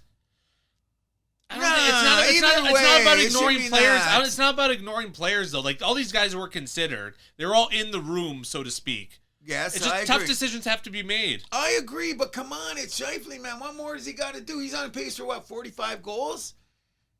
Plus minus on a shit team that's having trouble. He hasn't backed away from it. Everybody knows he's got to score. He's continuing to do it. Too bad the rest of his team isn't going there because the Winnipeg will be one of the biggest disappointments in the league this year. When they're there, it's going to be one of the biggest disappointments to say that. And then they could argue to the fact, what are you doing for your team and all that bullshit. But it's not just his fault. Yeah, he's on 40-goal pace. He's having a good season. Yeah, solid season. It's just a drag that he's not getting there. But anyways, Seth Jarvis has been a solid player. And as long as we win the gold medal, it doesn't matter. And if we don't win the gold medal, then everybody's going to be yelling anyway because that's our third national pastime, isn't it? It is. There you go. We're all GMs, aren't we? Yes, of course.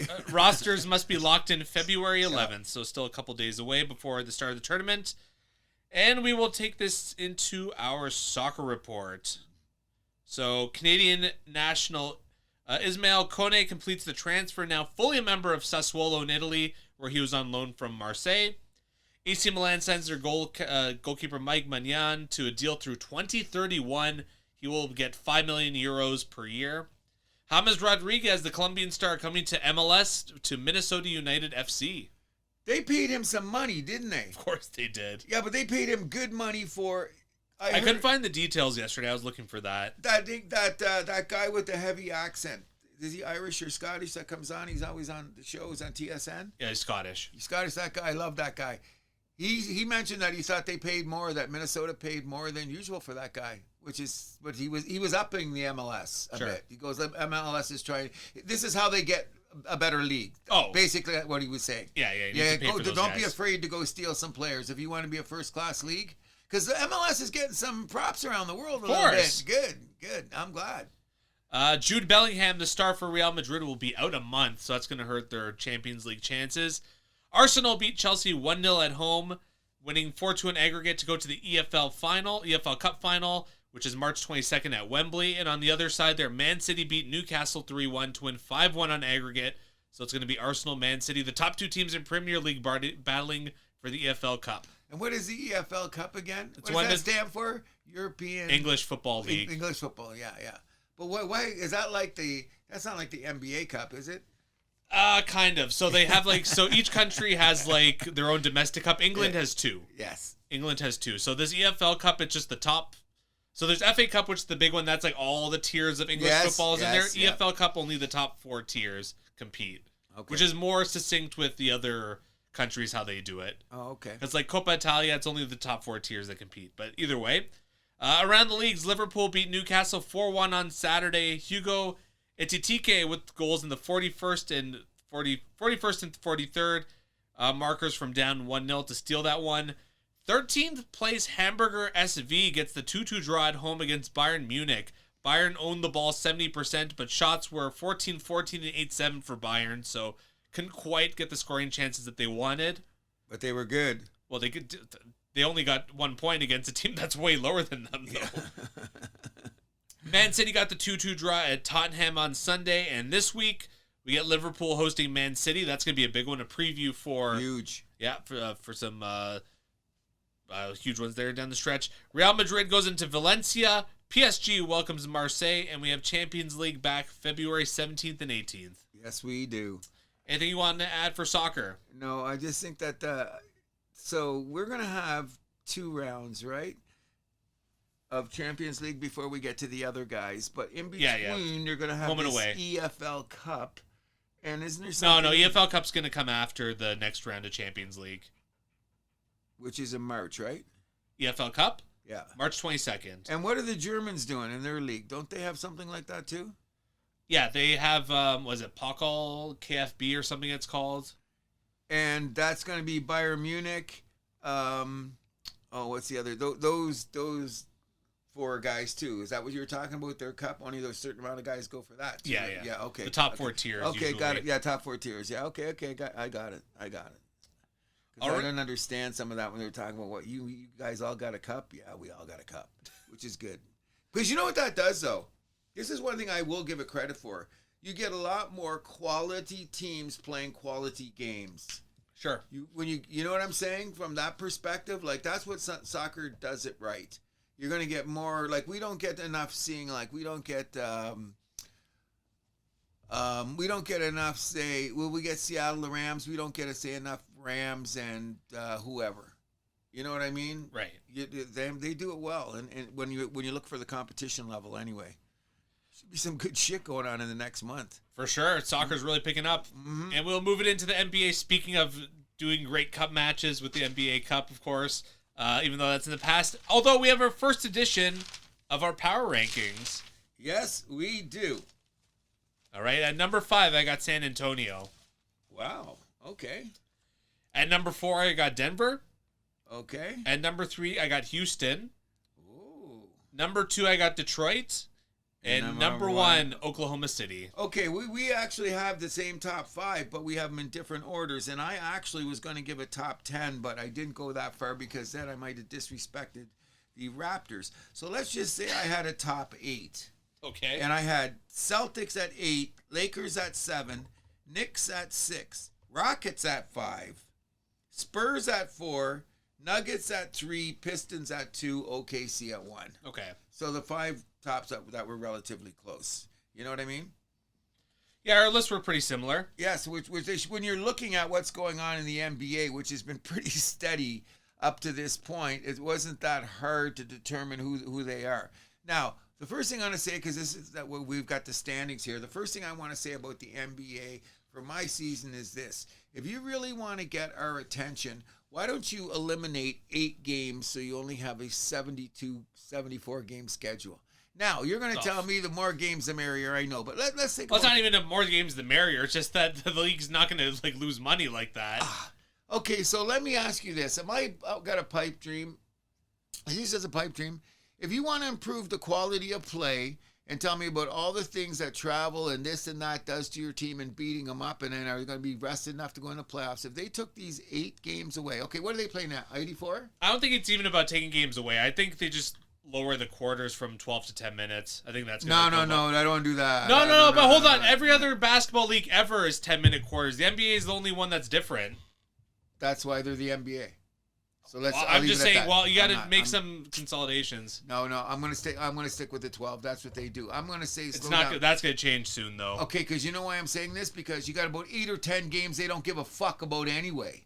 So why are you playing them? Then we're going to pay for them? Fuck you. So that's my take. So what, you're just not going to play certain teams? No, you make the teams in your conference you play more, and you eliminate that. Toronto plays one less game against the Lakers or one less game against who's ever on the West, and they play one, and they'll cut those out. No, they want the Lakers to come to Toronto, though, because that's money. Well, you got your one thing, but no, you can't have your cake and eat it too. Now, here's my ultimate point about that. If you lower the quarter length, I think it's going to solve a lot of issues. Nah, don't worry. Why? I'd rather keep the Why? 48 minutes is 48 minutes. It's the way the structure of the NBA's been for the beginning of time. Okay, things change. So I don't want to hear because it's been this way before we got to keep it this way. Okay, we'll have less players in the NHL too if we cut it down to 18 minutes a period. What? No one's talking about cutting down. Who's complaining about the NHL though? Well, they've been talking about injuries a lot this year too, but that's okay. But the league's working on that. All right, but anyways, no. If you want to go to 40, I'd say 40. Whatever. I like it the way it is. I like the 12 minutes. It traditionally worked that way. The whole matrix has been based around that, so I don't want to. What do you mean the whole matrix is based around that? Since the beginning of time. It's different types of college. That means in college they play 20. In Europe they play 20. Everywhere else plays 20-minute halves. But America has 48. I'm going to stick with their 48. So non-college. No, that's college ball. That's not NBA. So my point. International rules, it's 20 minutes. That's international. That's not NBA. Okay, but your only defense is like we've done this way. That's not a good defense. I'm good with that. 48 Well, minutes. then get used to some shitty basketball, then, Cruz. So this is what I'm getting at. So I'm saying no. They're never going to cut the amount of games. Okay, so it's a losing battle. Okay, so then you're going to tell me like when you're that billionaire owner, this is a part I'm not a billionaire owner, so I don't care. I know, but okay, let's talk about the players then who are on the game. Hey, buddy, you're making $40 million a year. Okay, what? You're going to make less with less games in the league. No, thank you. Okay, so you can't live off $35 million as opposed to 40? You're asking players to take less money. How's that going to go? Then you won't have to tell me about your injury shit. Oh, how about you play less time in the game? What's that? Or if you play less time in the game. Well, they're going to get around that because they manage the games anyway. That's why the 20... that's why we have so much load management. They don't play in like these games. So then quit those games. What? Then wipe those games Never going to happen. I know it's not, but that's then what why I'm are we saying. talking about this? I'm looking for realistic solutions. Okay, so my point is this. If that's your realistic solution, I don't have a problem with that. If that's how you want to look at it, I'm going, okay. I'm looking at it from this perspective. I want to know about the quality of your product. You tell me these are the reasons that the quality of the product is this much, then I'm saying I would be happy if you'd be happy with the 10-minute quarters or whatever. I'd be happier with less games because the quality of the games are so shitty anyway. That's 8 less shitty games I'm going to have to see. Now, what I'm going to do is, and I had a little point about it, but I didn't want to kick the NBA so hard because we're talking about it anyways, is just go for the average week and go every night of the week and see how many games that are blowouts. Those blowouts mean what? They're shit games. So you're going to give me more on there? Who is watching Sacramento play? Well, not necessarily. There is. Who says they're shit games? Last night, marquee game. The New York Knicks playing the Detroit Pistons. It's not a marquee game. Should Friday be. night on prime time. Do you know what the score was? What? Check the score. Just check. What's the score? Just go check it. That's your quality game. 118-80. Yeah, and it wasn't even that close. That's my point. So that's what I'm saying. Well, you're the just NBA, nitpicking. No, yeah, because it's pissing me off because this is what's going to happen. If you look at every other game last night was close. Couple were they were close. Celtics 98, Heat 96, Pelicans 119, Timberwolves 115, Bucks 105, Pacers 99, Clippers 114. What was it? 111. 105 what? Bucks Pacers was 105-99. Horrible game. Pacers show a bunch of threes in the last 2 minutes to make the score respectable. Go look at the box score. Horrible game. Garbage game. Garbage. They were winning after the first quarter. That's after the first quarter. I'm just saying. Yeah. Terrible game. Horrible. Okay, well. Absolutely garbage. Do you like basketball? I'm confused. I do like basketball. It doesn't sound like it. I hate shit games. And that's with you. You don't know what you're going to get with these goddamn guys. So you're giving me all of this product and I'm not getting my money's worth, which is I've been saying all the time. And it's a bitch because I'm going to be sucked in. Like when it comes to basketball, the NBA's Lucy holding the football. And I'm Charlie Brown. Okay, that's just, and I hate to admit it, because what's going to happen? If you really start looking at the Okay, NBA, we need to move on this, because it wasn't on our rundown. Oh, yeah, okay, anyways. What I'm getting at is I'm getting, They're going to get us in the playoffs. Remember I say every year? Yeah, I know. We talk about this all the time, It's Cruz. coming again, and it's pissing me off. But go on. All right, the Raptors. So Scotty Barnes was named an All-Star on Sunday, where they won 107-100 versus Utah. A comeback with a strong third and fourth after getting outscored 33-23 in the second. Raptors won the points off turnover battle 26-15, 19-7 fast break points. They're amazing on transition. I'm starting to believe that Scotty Barnes is the most disrespected superstar in the NBA. Why is that? Doesn't get enough. Like, people don't talk about him. And they're talking. Toronto's over there. I told you, NBA, that you need to win, like, to earn. Okay, can you not do that? Okay, go over there. They always go Toronto. over there. Okay, the NBA, you need to earn respect by winning. Raptors haven't won shit with Scotty Barnes. It's not true. yet, but he's there. But he's a okay. great Well, player. then he's gonna earn respect then. We'll see. We'll see. I love the Raptors team, but like I'm saying, the great thing about the Raptors is I really hope that Chris Paul would come here for the one game. But I'm good, aren't you? Because remember we talked about it last week. What should the Raptors do at the trade deadline? Make a splash or do nothing? Do nothing. Or do nothing. I'm glad with the do nothing. And all this move was Hold on, we'll get to trade deadline. Yeah. Okay. So the Raptors lost 128-126 versus Minnesota on Wednesday. They blew it again to a team with a big man. They were outscored 37-22. Sorry, they were outscored 37-22 in the second quarter and outscored 34-22 in the fourth. What they did was, and they couldn't get through it even though they had a bit of foul trouble, what they did was they put Gobert, Randall, and Reed, lined them up like a zone defense in college and said, get around us. What are the size of those guys? All of them are 6'11 plus. All three of them. Which Randall are 6'10, Reed 6'10, Gobert 6'11. So they just put those three monkeys right across the center and I wouldn't call them that. Okay, well, three big freaking animals on there, and what ended up happening was we started shooting inadvised fouls, threes, which we didn't make. Anthony Edwards got hot, it was game over. Terrible loss. You know what I mean? Big time. It was a horrible loss, and we can't afford that because look at Cleveland's coming back in the picture, and now Philadelphia is coming back in the picture, and Orlando's right there. So any games we can't afford to lose. You know what I'm saying? Well, it's good because the Raptors came back the next night, beating Chicago 123-107 on the trade deadline. Raptors 56% shooting, 41 from three. They won the defense and assist battles there. Very good. You know what? It's our defense is fine. Okay, our defense is fine. Our perimeter defense is okay. We could use better three-point shooting and somebody to help us on the defensive end big. We've been talking about it all year. But, I mean, the core of this team is good. You know what I mean? It's a very, very, very good team. You know what I'm saying? I just don't know. You know what I think? This could be the learning experience team. Run this team as hard as we can, see where we go, and then make the odds in the offseason. I agree. Giannis didn't get traded, so he's still out there. Yes, he did. Okay. As I told you, he wouldn't. Yep. Of course, we had trade deadline. So the Clippers trading Harden to the Cavs for Darius Garland in a second rounder. Probably the biggest surprise. The Mavericks trade Anthony Davis. Okay, let's go one trade at a time here really quick. What's going on with Harden? Is this guy, what is this guy? Is he the Wizard of Oz? Is he the guy that behind the curtain and jumps out every time? Look at his track record. I know. I'm done. Bye.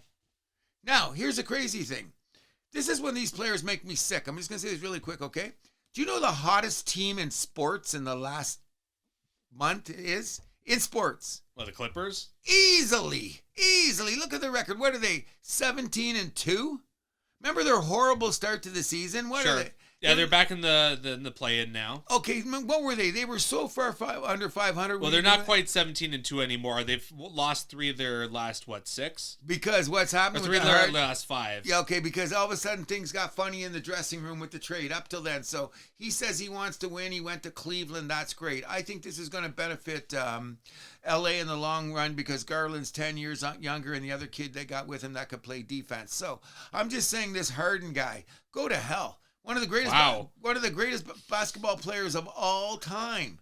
But wait, now let's look at his track record. I want to go. He goes.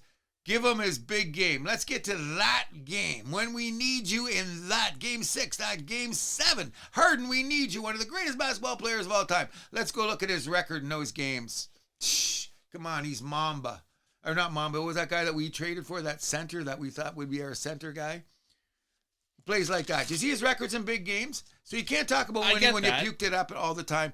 I don't know how this guy gets away with it the way that way he's done it. And now that he's in Cleveland, everybody better look out in the East, because what does he do? He's great at distributing to big men.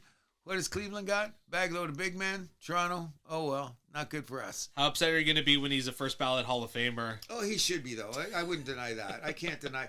His resume is going to say it, though. I'll let him be a first ballot Hall of Famer. He's a great player. Of course. He was like 3 years the most dominant player in the league. Yeah. Okay, but every time he doesn't get his own way, you know what I mean? But he can tell you every adult entertainment place. He can rate them in North America. Well, that's good for him. Everyone's got to have a hobby.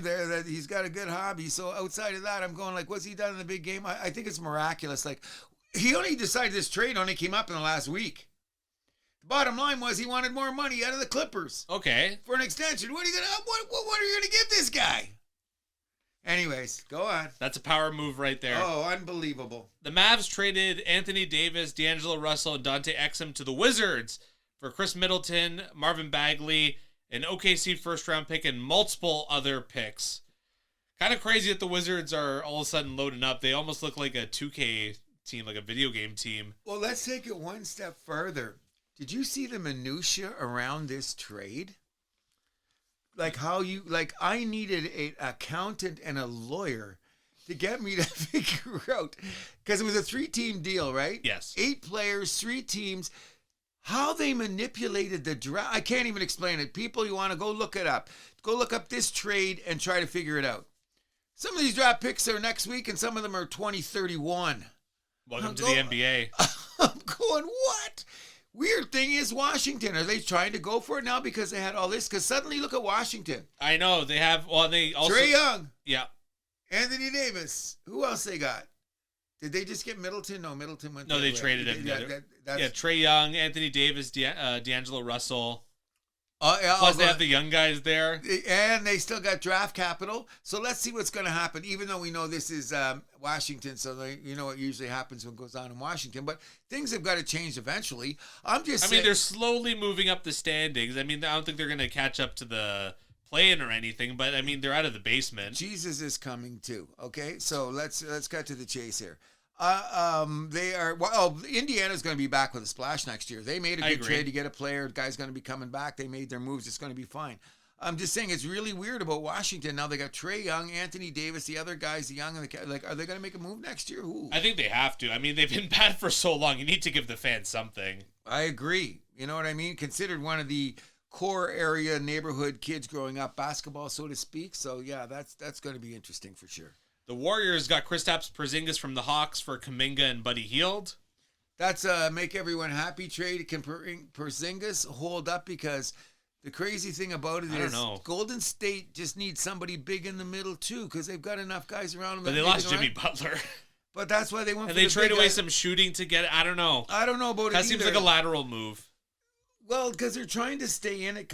They're trying to get out of the last things that they can get out of the Curry Green era. This is the end of the deal, because let's put it this way: they offered 4 first-round draft picks for Giannis. Yeah, and Kuminga, and who else? They offered, probably Buddy Hield too. And Buddy Hield, yeah. They offered, what was it? 4 draft picks and 3 players. Milwaukee said no. I don't know. Weird shit. Very weird shit. Cavs trade DeAndre Hunter to the Kings for Dennis Schroeder and Keon Ellis. The Bulls received Dario Saric and Cleveland's 2027 second and Sacramento's 2029 second as part of this trade. Another convoluted draft pick in there, but look who Cleveland picked up to go with the Harden. So they know they're going to have to get tougher against those top teams, so they've gotten tougher and they got to score, because look what they got to go through. They're looking at the Knicks and the Pistons with those add-ons to get them there, so it's quite interesting. Like, Cleveland's not throwing in the flag by no means. Oh, no. As a matter of fact, I think that they're going for it. Yeah. Jaren Jackson Jr. trade to the Jazz in an 8-player trade and 3 first-round picks going the other way. Second most, okay, this is the story of the NBA the other way. Let's talk 2 years ago.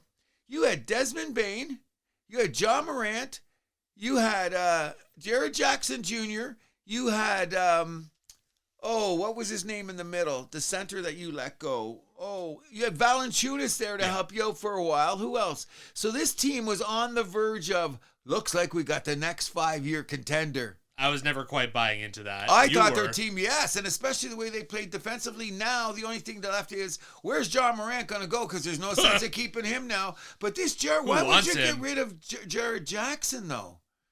See, when I heard this, you know what made me? Maybe they're worried about his value going lower, and they're just like, let's get what we can for him now. Okay, so here's my full circle thought. If he was going in all that convoluted way around, and where does he end up? In Utah?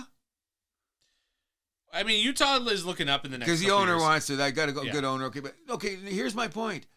Why didn't the Raptors take a look? If it's Jared Jackson going, I would have given up some pieces. The Raptors didn't have that draft capital, though. I would have. Imagine him on this team. Now, if we had to give up R.J. Barrett in a deal. That's the thing. Okay, but if we had to give up R.J. Barrett for a, if he had been part of the trade to get Jared Jackson playing on a team with Ingram. But weren't you just saying the Raptors should stand pat and like kind of see where this core can go? Exactly, but here's my point. I didn't know that Jared Jackson would be one of the guys you're going to trade for. This guy's only like 26. He's won Defensive Player of the Year. Imagine Jared Jackson as a Raptor with these guys. Okay, we wouldn't have R.J. Barrett. We probably wouldn't have Quickly. But the other guy is our Murray Boyles. I heard that he had to go, and he's an untouchable, I heard. From already, he's only a rookie, and we're calling him. I love him. We got him. A South Carolina dog. Good call. I knew that. I'm glad we got him. But don't you think, like I said, I'm glad we stayed pat. Then I heard Jared Jackson, and I went, what? Like, why didn't another team? Like, what went wrong? Like, why didn't other teams? They didn't have that kind of capital. But there's another one. I pulled out my calculus. Yeah, I think that's part of it too. Memphis wanted first round picks, and Utah's like, we can give you 3. Yes, and then the way it went, and it was all, and you know what? Memphis got great draft capital out of it. There's no doubt about it. You can't. I don't think the Raptors would have been able to give that. I think that's part of the problem too. What's that? I don't think the Raptors would have been able to give that draft capital. I think, which is what Memphis wanted here. Okay, so what could we do? We have next year's, right? Okay, you want to trade all your first round picks? I would have given away our with the youth that we have now and the way we're constructed. I would have given away our next 2. I think that's a dangerous game. I think that's a dangerous game when your team's not a contender yet.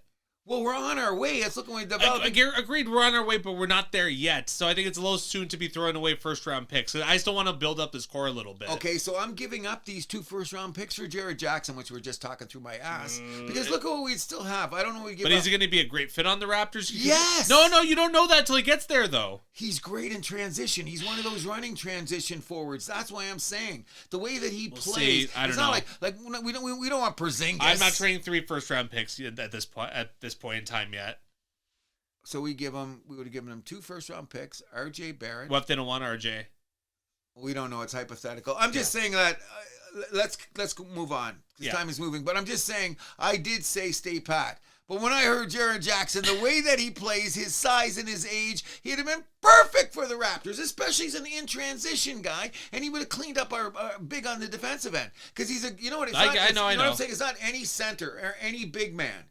You're talking about what is fifth? He plays Raptor style ball. That's all. Let's continue. This was, I thought, an underrated pickup. The Celtics got Vucevic from the Bulls for Anthony Simmons, and the teams also agreed to swap seconds. That's a weird trade, because you know what that's saying? Boston's saying we're not out of it. We got a veteran guy that can score in the perimeter and get you some boards. I agree. I think it was a sneaky good trade, and his money comes off the books real quick. So Boston, again, did a sneaky good move, those sons of bitches. I don't think Tatum's coming back this year, though. Unlikely, but you never know. You never know. I don't think so, because he's on the what if bandwagon now. Yeah. Because he ruled it out, but then this week he said, "Hey, if I'm available to play, why wait another month if I'm physically cleared to play right now?" And with them picking up this guy like that, Boston's saying we ain't out of it. Exactly. So that's what I'm saying about a progressive team going forward. They're thinking like that. Were they that much ahead of? Yes, Toronto in a weird way. Boston's won. Boston's been to the finals twice. They've won. And yes, okay, I'll give them that. But I mean, the fact that they had the moxie to make that in a wide open, what is called the most wide open East in years. Why not then? That's what they're going, but that's what I'm saying. So, but we're not quite there. I agree. No, the Raptors haven't even won a playoff round with this group. No, you're agreed. The Jazz received Lonzo Ball in 2 seconds in cash. The Raptors got Chris Paul. They're going to waive him. It was cool while he was here. I wish he'd just come up for one game and sit in the bench. Why can't they just give him his money and he sits on the bench and talks to the young guys, give him some lessons? He'd be a lessons learned guy. Sure. Look at the knowledge you get from Chris May Paul. doesn't want to play in Toronto. Is he? Yeah, he's still making money. Sure. So they're just going to buy him out, right? Yeah, they're going to waive him. And then he's going to have a chance to play for somebody in the playoffs. Yeah. Typical NBA. Yeah. The Raps got Trace Jackson Davies from Golden State for the Lakers second. The Hornets trade Sexton to the Bulls for a package including Conley. The Clippers trade Zubac to the Pacers for Kobe Brown. I thought this is an interesting one. This is a next year deal for the Pacers. That's why I said Pacers got. I'm surprised the Clippers let Zubac go. What's that? I'm surprised the Clippers would let Zubac go. He's a nice piece. Well, now that they let freaking Harden go, aren't they going to have to go in a kind of a retool? Retool, you can be back next year. I like that guy too. I like him a lot. I don't understand that. I thought it was interesting that Cleveland moved out the 3 guys that are killing them defensively, moved in 3 guys that are about the same with more scoring so that they could stay in the game. Boston pulled in a guy that scores more regardless of their defense, so to speak. And the Memphis Grizzlies might end up being the biggest winner in the long run because all of the draft capital and cap space they've got now. We'll see. It's weird. That's a long way to go with Memphis, though. Oh, we won't know for another few years. Wow. But why do you want to go in a 5-year? The 5-year rebuild? Yeah, the 5-year rebuild. Is it worth the 5-year rebuild? What you Depends lose what in you merchandise and stands and all that other shit like that. I just find it this trade deadline in the NBA, and years ago it was never like this. But when it's like this now, and you see, and it's how they move these draft picks, eh? Like the Jared, crazy. I read the draft. Like I put it on the tablet in front of me, the whole draft, how it works. Like you get the thing, they put it up. So here's a trade, and I'm looking back and forth, and I'm still can't figure. Oh, this second round goes with this first round. That there's a website that it's the guys who did Cap Friendly. They have a basketball one. Oh, do they? Yeah, and it keeps track of who has whose draft picks and whatever. You see just on a nice visual graph. Yeah. It's and I bet you yellow means confusion, red means okay. No, just like it's just little circles. Like this is OKC's first round pick. This is LA's first round pick. Oh, so they've got it. Yeah. That's what I'd like to see more of that right in front of you because I was I have these trades. I'm going. How do you figure out the drafts? What's the site? Salary Swish? Is that what it is? I'm going to look it up. Because Salary Swish. Salary Swish? Yeah. I'm going to look it up because it'd be nice to have a visual in front of you to see how that's going. You know what I mean? Yeah, because you can take a look at, it's going to be great audio since it's going to be me showing Cruz something visually. Yeah. We look at OKC, for example. You can see those are all their draft picks that they have. Yeah. And like the yellow triangle just means that there's a condition on there, and you just click it. It's like, oh, this is the condition. Oh yeah, or this is the protected. This is exactly, the unprotected. exactly. Yeah. Got you. Also, so we talked about Scotty Barnes being named an All-Star. LeBron named an All-Star for the 22nd time in his career. Incredible. Norm Powell, Pascal Siakam, Karl Anthony Towns, Donovan Mitchell, our boy Jamal Murray, Anthony Edwards, Kevin Durant, and Chet Holmgren among the other All-Star reserves, and Colin Murray-Boyles going to the Rising Stars Challenge. That kid's going to be a star. We're going to be good in the future. And Drago coaching the international team. And Drago the international team. Do you think that Karl Anthony Towns should have made the team? I mean, you got to choose a certain amount. It's Americans versus the world now, so you need Americans to fill out your roster. Okay, and I it's kind of being in there, but considering that how many times his name came up in the trade bait time? I never bought that the Knicks were going to trade him, though. Well, if they were going after Giannis. Okay, yeah. They would have to, but they're going to wait till And I didn't think Giannis was being traded. Okay, well, it's a better deal now because money comes off the cap for the Knicks, and I'll have an extra draft pick for some reason. So they were saying that and Giannis wants to go to New York. They were saying that the deal would be a better deal in the offseason. I don't understand it all, but it has to do with the draft picks and money coming off. Yeah, well, the money is going to be number one. Just the cap situation makes it way easier in the offseason. Yeah, so that's what they're saying. So they're going to balance it around, and that's why. And I think there was like a nudge, nudge, wink, wink between the teams, which you would do. You got to respect Giannis that they weren't going to send him to anybody. Yeah. And the NBA is off this week. They're going to be, are they? I believe so. There's not many. You know what they're doing? Oh, no, sorry. So they play. So the NBA is going to be off after like Wednesday or Thursday. So the Raptors have Indiana Sunday, Detroit Wednesday. Then it's All-Star break, which is next Sunday. Yeah. And you know what they're doing? They're saying that they're letting this all get washed away in the midst of after the Super Bowl and the Olympics are on. And so that what audience are they going to get? You know what I mean? Because America is really pumped for the hockey this year. Like the Americans are, of course, the way they always are. But this year, especially after the Four Nations, has definitely changed the whole calling in hockey in a way it's going to be for the Olympics. No, but and Olympic hockey is going to be over here. Olympic hockey is always huge. I remember 2014 when TJ Oshie had the shootout winner against the Russians. Like that was all American TV was talking about. Yeah, that's true. It's one of the biggest sports on there, but But that's enough about the NBA. We'll give you a little bit more. We won't say next week because we'll be talking a little bit. But on their All-Star break. But I'm really thinking that when we were talking about doing a complete comprehensive report on the NBA, the more I do it, the madder I get sometimes. Because then I see things going around the league that just drive me crazy. And then my boy, John Morant, what are you going to say about him? He's the biggest pry in the league right now. And you go, wow, Cruz, your take on basketball is really not working out very well for you lately. John Morant, which is, I'm just going to shout out to this. When we get there, remember, the University of Michigan Wolverines are number 2 in the country. Say that louder.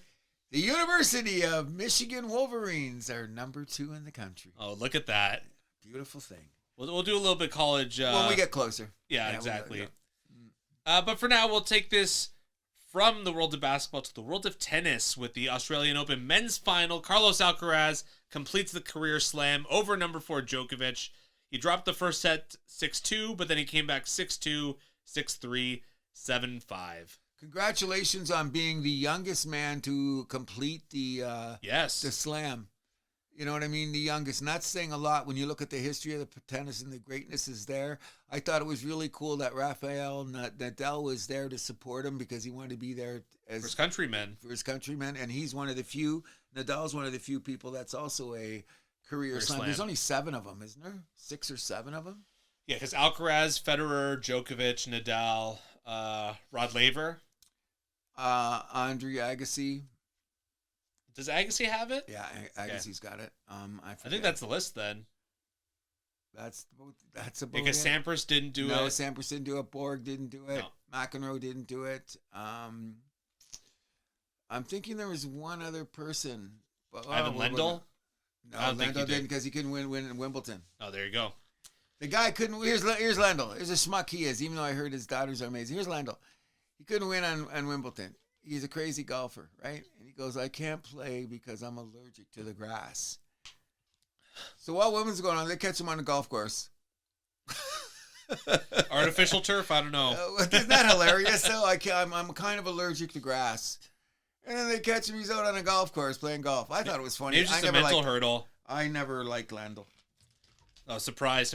Cruz not liking a European player. I didn't like Lendl. Djokovic I think his best chance / last chance to win another Grand Slam is going to be Wimbledon this year. Oh yeah, and then that's it for him because what you know what the thing about him now is what does he do? Like what is it worth for him to keep on playing? Like just to get have the most 25 Grand Slams. To have the most, yeah. Okay, because he's tied now. He could do it, but what is it now? Like he even said, if what's his name didn't have that injury, Massetti. Yeah, he said I was going home.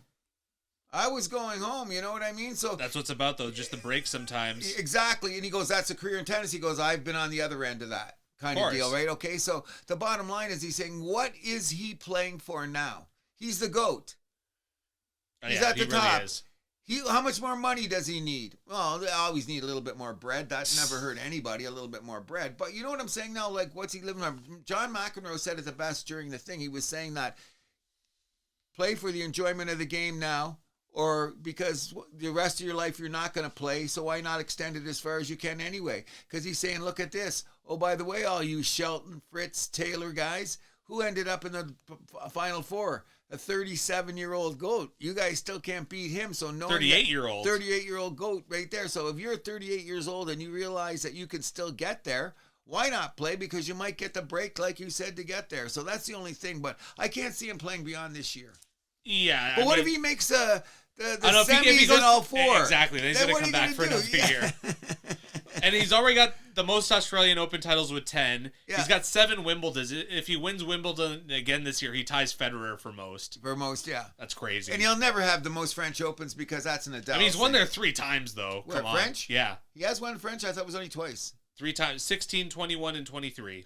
Oh, yeah. But he did win one year, didn't Nadal got hurt. But that's part of the game. Exactly. Them are the breaks. He won the French more than Federer. Oh, Federer only won it once, didn't he? Yeah. Yeah, that's not his surface. That's what makes Djokovic the GOAT. Now, there's metrics that say the quality of your play over quality of time might make things differently, but I'm going if we're going to base it on slams. And look he came in during the era of 2 dominance, and he's still fighting at the beginning of a new dominance of 2 guys. Because what is it now? Sinner and Alcaraz have won? What have they won? 16 of the last 17? Jesus. Something. Okay. Well, no, it can't be that much, because Alcaraz only has, 7. He's got 7 now? Yeah, he's got 7. Sinner's got, So maybe 4 or 5? So it's got to be of the last 15. They've got 13. Something like that, because there was one, Djokovic has got 1 win in there. Did somebody else get a win in too? But if you look at the last... because Sinner's only got 4. Only 4, okay. What am I saying? And that's 11. So maybe that's what it is. They've won 11 of the last 15. And Alcaraz has 7, you're right. So I think it's 11 of the last 15 have been won by these guys. And 2 of them, I think, are Djokovic. So who else can you say is going up there to move it along? Pretty crazy stat, man. Well, we talked about Zverev a little bit. He could be like the next guy up. He's trying. Eventually, he's going to get a break, though, you would think. He hasn't even won one yet, has he? No. You'd think now at his age he'd get one. You know what he's going to be? He's going to be like that guy from Australia. What was his name? Not Pat Taylor, the other guy. Laporte. Remember Laporte? Juan Laporte? No. In the middle of nowhere, won a U.S. Open with Nadal. Everyone was there. All the guys running. Bang! He won a U.S. Open. And then we never. Well, what about Medvedev? He's kind of the same. He won that U.S. Open one year, and really since then, he's made a couple semis, but that's it. Yeah, but when did he win that U.S. Open? Is that when the time of beginning of the Federer? Is that the beginning of the Nadal? No, that was that was like 20. That was like 5 years ago or something. No, that's what I'm saying. So that was in the time of Sinner and Alcaraz. I think he's kind of between generations. Yeah, but I think remember I said that they won 11 of the last 15. One of the 15, Medvedev has won 1, and then Djokovic has won 2, and I forget who else. Somebody else has won 1. I can't think of it off the top of my head, but yeah, Medvedev, he won that U.S. Open. You think he's going to win another one in his career? Probably not. Not the way it's going. No, that's what I'm saying. So he's like Laporte. That Laporte guy won that one, and we never heard from him again, so it's quite interesting. Anything else you want to mention for tennis? No, but it's so long before we get good tennis again. Yeah, French Open, not till May. We got this Indian Wells stuff or something coming up. Is that later in the year? There is a big tournament coming up. Indian Wells, I can't remember if it's before or after the French. But there is some big tournament coming up before the U.S. in Europe. Yeah. It's a big European tournament. Well, Indian Wells is in the States, though. Yeah, so it will be later in the year. Yeah.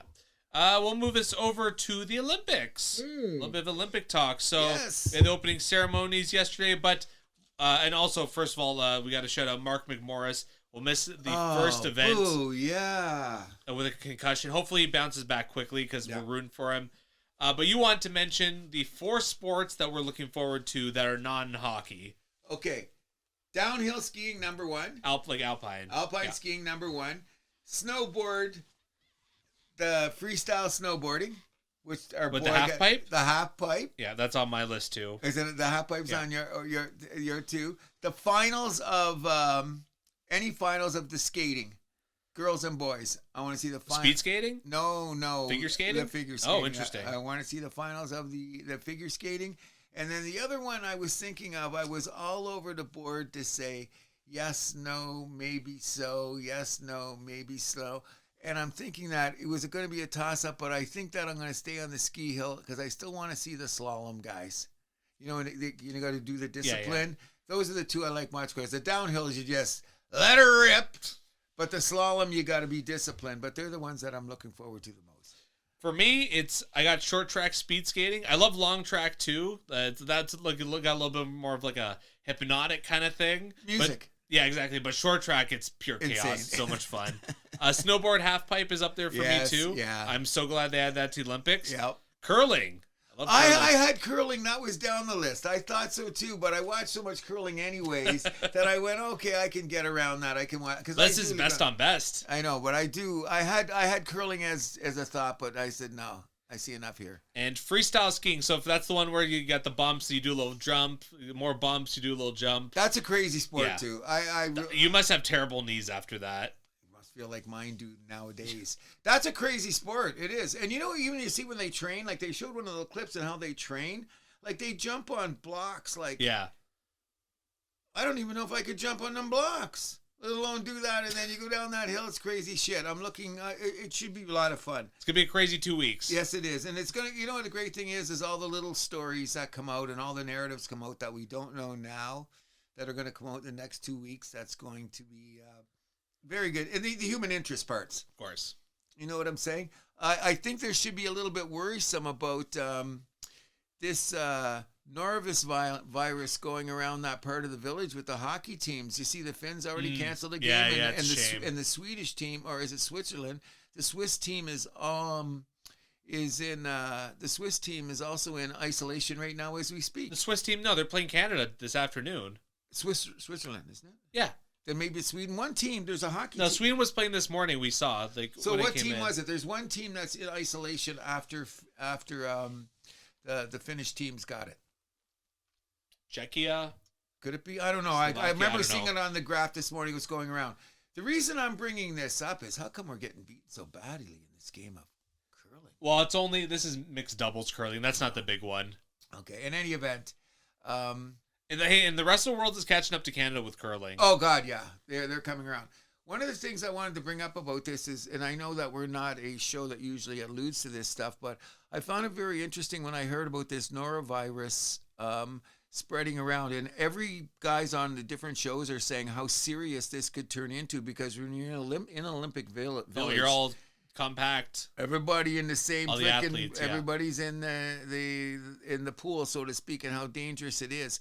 And what really has got my attention about this is just before I heard this and all the things that we hear on the news, and we're not a news show and we're not a political show or any of that kind of stuff there, but one thing that alarmed me this week that I don't think that was on the news enough is when they found out about those terror labs in Las Vegas. Like, if people don't know what that could do to humanity. What does that have to do with the Olympics? That's where they're talking about the spread of that kind of shit. That's how dangerous it is. And the norovirus is the same type of thing that they were finding in bioterrorist labs. So you're saying this is a conspiracy? No, I'm not saying it's a conspiracy. I'm just saying that we should be more aware of the fact when we hear something like this happening in the Olympics that these viruses like COVID we had a couple years ago. Well, it's like any flu or virus. It spreads quick, man. Oh, it certainly does. And I don't like when mankind's playing with nature. Let's hope everything goes okay with the girls there. But I heard a couple people were saying about that. I'm about the girl, that part of the Olympic Village where the girls is. And I hope it doesn't spread around. I hope this is the last we hear about it. Hopefully so. Hopefully. Very much so. It's very serious. Anything else for the Olympics? No, I'm looking forward to. We'll have a report on our favorite thing. This time next week, bring all your favorite scenes that you've seen in the Olympics so far, and we'll go from there. Will do. We'll move this to a little bit of MLB talk. The Blue Jays unveiled that they're going to have a Joe Carter statue for the team's 50th anniversary. That's pretty cool, isn't it? It's about time we get a statue of an actual athlete in front of Rogers Center. That is one. Yeah, well, no, just an athlete. Yeah, so yeah. Because like right now it's just Ted Rogers sitting out there. All of his great on-field contributions to the Blue Jays, yes. Yes, okay. So it's awesome to see, obviously, one of the most iconic home runs, not only in Jays lore, but baseball history of lore. both, yeah. Every time when you hear about the top 10 whatever hit, Bill Mazeroski and Carter, top of the list. It's got to be. You won the World Series. You get a home run, win the World Series? Come on. From behind. From behind, yes, come on. So the Giants signed second baseman Luis Arias to a one-year deal worth $12 million. So these final guys are finally all signing now, as we'll see. The Reds signed Eugenio Suarez to a one-year $15 million deal to play third base for them. IKF Isaiah Kiner Falefa, a.k.a. Alfalfa, to Cruz, signed a one-year deal in Boston. Again? He's doing his... That's weird. He was in... What do you mean? He was in New York before. Was he in Boston? He was in Boston. He was in Boston? Okay. Yes, what's going on here? So he's going to go back to New York soon so he could double up on... Coming back to Toronto. Oh, he already doubled up with the Jays. The Tigers signed Framber Valdez, 3-year deal, $115 million. Where did that come from? I heard that since the Jays lost out on, actually, well, before we get that, Scoopable got $32 million in arbitration for 2026, a huge amount. This is like a historical, unprecedented in the history of baseball. 32 mil, but this is last year. They can do it, right? I think he might be arbit eligible for one more year after this. Well, they are. They're going to do it. They're going to do it to him. That's why they brought in Valdez, because this is their shot. Yeah, their window isn't that wide open, but they signed him for 3 years. 3-year deal. Oh. $115 million. That's a smart move on their part. Smart move. I was hoping we'd go after him. Remember earlier? Well, apparently the Jays were in on him, and now apparently because we lost out, that they're kind of circling back on Scherzer. No. If you can get him for cheap, but the Jays already have a loaded rotation. Yes, they do, and more arms the merrier. I agree. I won't argue if they bring back Scherzer. What about Bassett? I won't argue if they bring him back either. None of those guys neither one are signed. Nope. I think the Jays are going to get one of those guys. I think so too. Be wiser to take Bassett at this time. I mean, if Scherzer wants to play bullpen, why not? Why not? And I'm not the biggest Bassett fan in the world. But you earned your respect a lot during that playoff run. Yes, I did. Yeah. Very much so. Anything else for baseball? No, and we're 15 days from crazy catchers and pitchers, eh? Crazy. 15, is it 15 days? It's 6, 7 Basically. today. 18, 10 days, 11 days, 12 days, less than 15. That's a wonderful thing. Well, when do preseason games start? February 20th, less than 2 weeks away from spring training. What, first game? Yeah, February 21st is the first Jays one, so we're exactly 2 weeks out. So that means camp opens next week, 10 days. Wow. Here we go. We'll move this over to a little bit of a Formula One kind of checkup here as Bahrain testing begin this week, February 11th. That's a good thing. Now, you should be advertising that you guys did do a show. Yes. Did you let the world know that? Yes. So I'm debating still. I'm probably going to post it up like right before the season starts, but we did a little countdown, a little ranking of all 21 drivers from last year. We put them in tiers. Hopefully that you enjoy it, and may surprise you a little bit where we ranked some of the guys. Okay, so is your brother and no, it's just Marco Giovanetti. Steven couldn't make it. Oh, that's well. Still, you guys did a very comprehensive thing. Now, I was supposed to put a little throw-in and something like that, and I said to myself as I was preparing it, I don't think I'm quite ready to deter away from probably what is going to be an excellent show with the depth and breadth which you guys bring to the table. I'm still about a year or two away because I was explaining to somebody why I wouldn't do that show, and I said, okay, here's where I am in F1. Remember when you were in kindergarten and then you got to junior kindergarten and then they had a graduation so you could go to grade 1?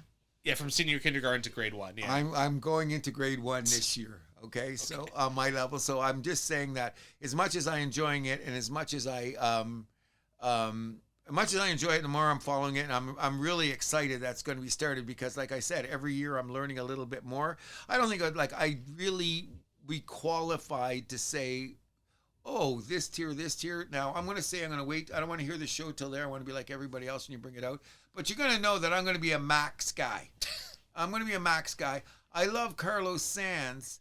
Sainz. I love him. I would have brought him up. I think Russell, after you guys were talking about him, he is another guy that was there. I'm just going to throw in that I would have thought that I think that the biggest jump this year, my prediction is going to be that Antonelli guy on Mercedes. And if I had any hope at all, my favorite smoker in the whole F1, Pierre Gasly, I hope he does something this year because I love that guy. We'll see. I love Gasly. I do. I was looking on my list of guys that I've seen all year, and I love Gasly, but he's on a shit team. Well, we'll see this year. I mean, we're going to learn a lot about the teams this week, Wednesday, Thursday, Friday. For the next 2 weeks, Wednesday, Thursday, Friday, we get testing. So should be good. Yeah, we're going to learn a lot about these teams, and hopefully it's going to be a very eventful season. Okay, that's good. And we'll move this into trivia and closing. I want to know where you rated. No, never mind. I was going to say, I thought you want to find out with the rest of the people. No, I want to wait till I hear it. The rest of the people, what order you put them in? No, like with the rest of the people when they find out. Yes. So I said, shut up. And I said, no, don't say nothing. Steven, thank you once again for trivia. It's an Olympic-themed question. Oh. Including the 2026 Winter Olympic Games, how many Olympic Games have been hosted by Italy? 4. I can think of 3 off the top of my head. So this is 4. You know that's final answer? Final answer is 4. Because I know Rome 1960, Torino 06, Obviously, this one. And they did one other one, too. Rome, Torino, and... I think Milan. Milan hosted before? I think so. I'm pretty sure. 4 sounds good. 4 times. Oh, Cortina actually hosted before, not Milan. Okay. What's 4? Yeah, 1956 Cortina, 1960 Rome, Torino 06, and then Milan Cortina 2026. So it is 4, right? I have to lie because I heard somebody saying something when they're coming down the 4th Olympic. I remember hearing somebody, the 4th time in the history and that great Italian tradition that how well they... No, it's a bidding process. It's not Italian tradition. No. What I'm getting at is every country, this is what I like about the opening games. How much traditional Italian cool shit did you see in the opening games? Oh, That's sure. what I meant. Well, it's a chance to show off for your country. Yeah. And you forget about the little things that are Italian that are out there that I thought was really cool. I mean, I thought the opening games were pretty cool, but they get mundane after a while. The espresso kettles there. Yes, and all that shit too. And I thought it was really cool how they poured the colors out. Mm-hmm. Did you see when they had, it was just something basic, you go down to, did you see the tubes of ink? Yeah. That was badass. Whoever thought of that and how it got to be modern and do all that, very good. I'm enjoying it. Looking forward to the Olympics. So what else are you looking forward to this week besides the Super Bowl? Super Bowl, yeah, mine too. Go Bats, baby! And I'm also looking. Bring home number 7. Drink my MVP. Michigan's playing Purdue this week. Ooh, the Boilermakers. Yes, that's in college basketball. Classic Big Ten battle. Well, no, because Purdue's falling off, and they think that they should be ranked higher. But if you lose twice, in college basketball, you lose twice. You fall down. You fall the ladder. They're still top 10. And just letting everyone know, I think, including you, Ricky, the Big Ten is the best college basketball conference in the country this year. Ooh, fighting words. Oh, yeah. Fighting words. Look at the teams. They're just insane. Stanley, thanks for being good. We're running a little late. We're going to get out of here. Steven, thank you very much for the... Trivia. For the trivia, and I hope your parents had a spectacular time on their. They did. Picked them up at the airport on Tuesday night. Good. You had a good time? Yeah, they had a great time. Glad to hear. Every American they met down there apologized. I've been hearing that, eh? Who was right away? They met a couple from Boston, a couple from Philly, and right away they were both like, "We're so sorry." Zach was telling me that I never brought that up about in Mexico. How many Americans come up to him and say, "Hey, we're not there." You know what I mean? That's pretty cool. God bless America. Yeah, that's pretty cool. God bless Canadians at the Olympics. Bring home some gold medals, boys and girls.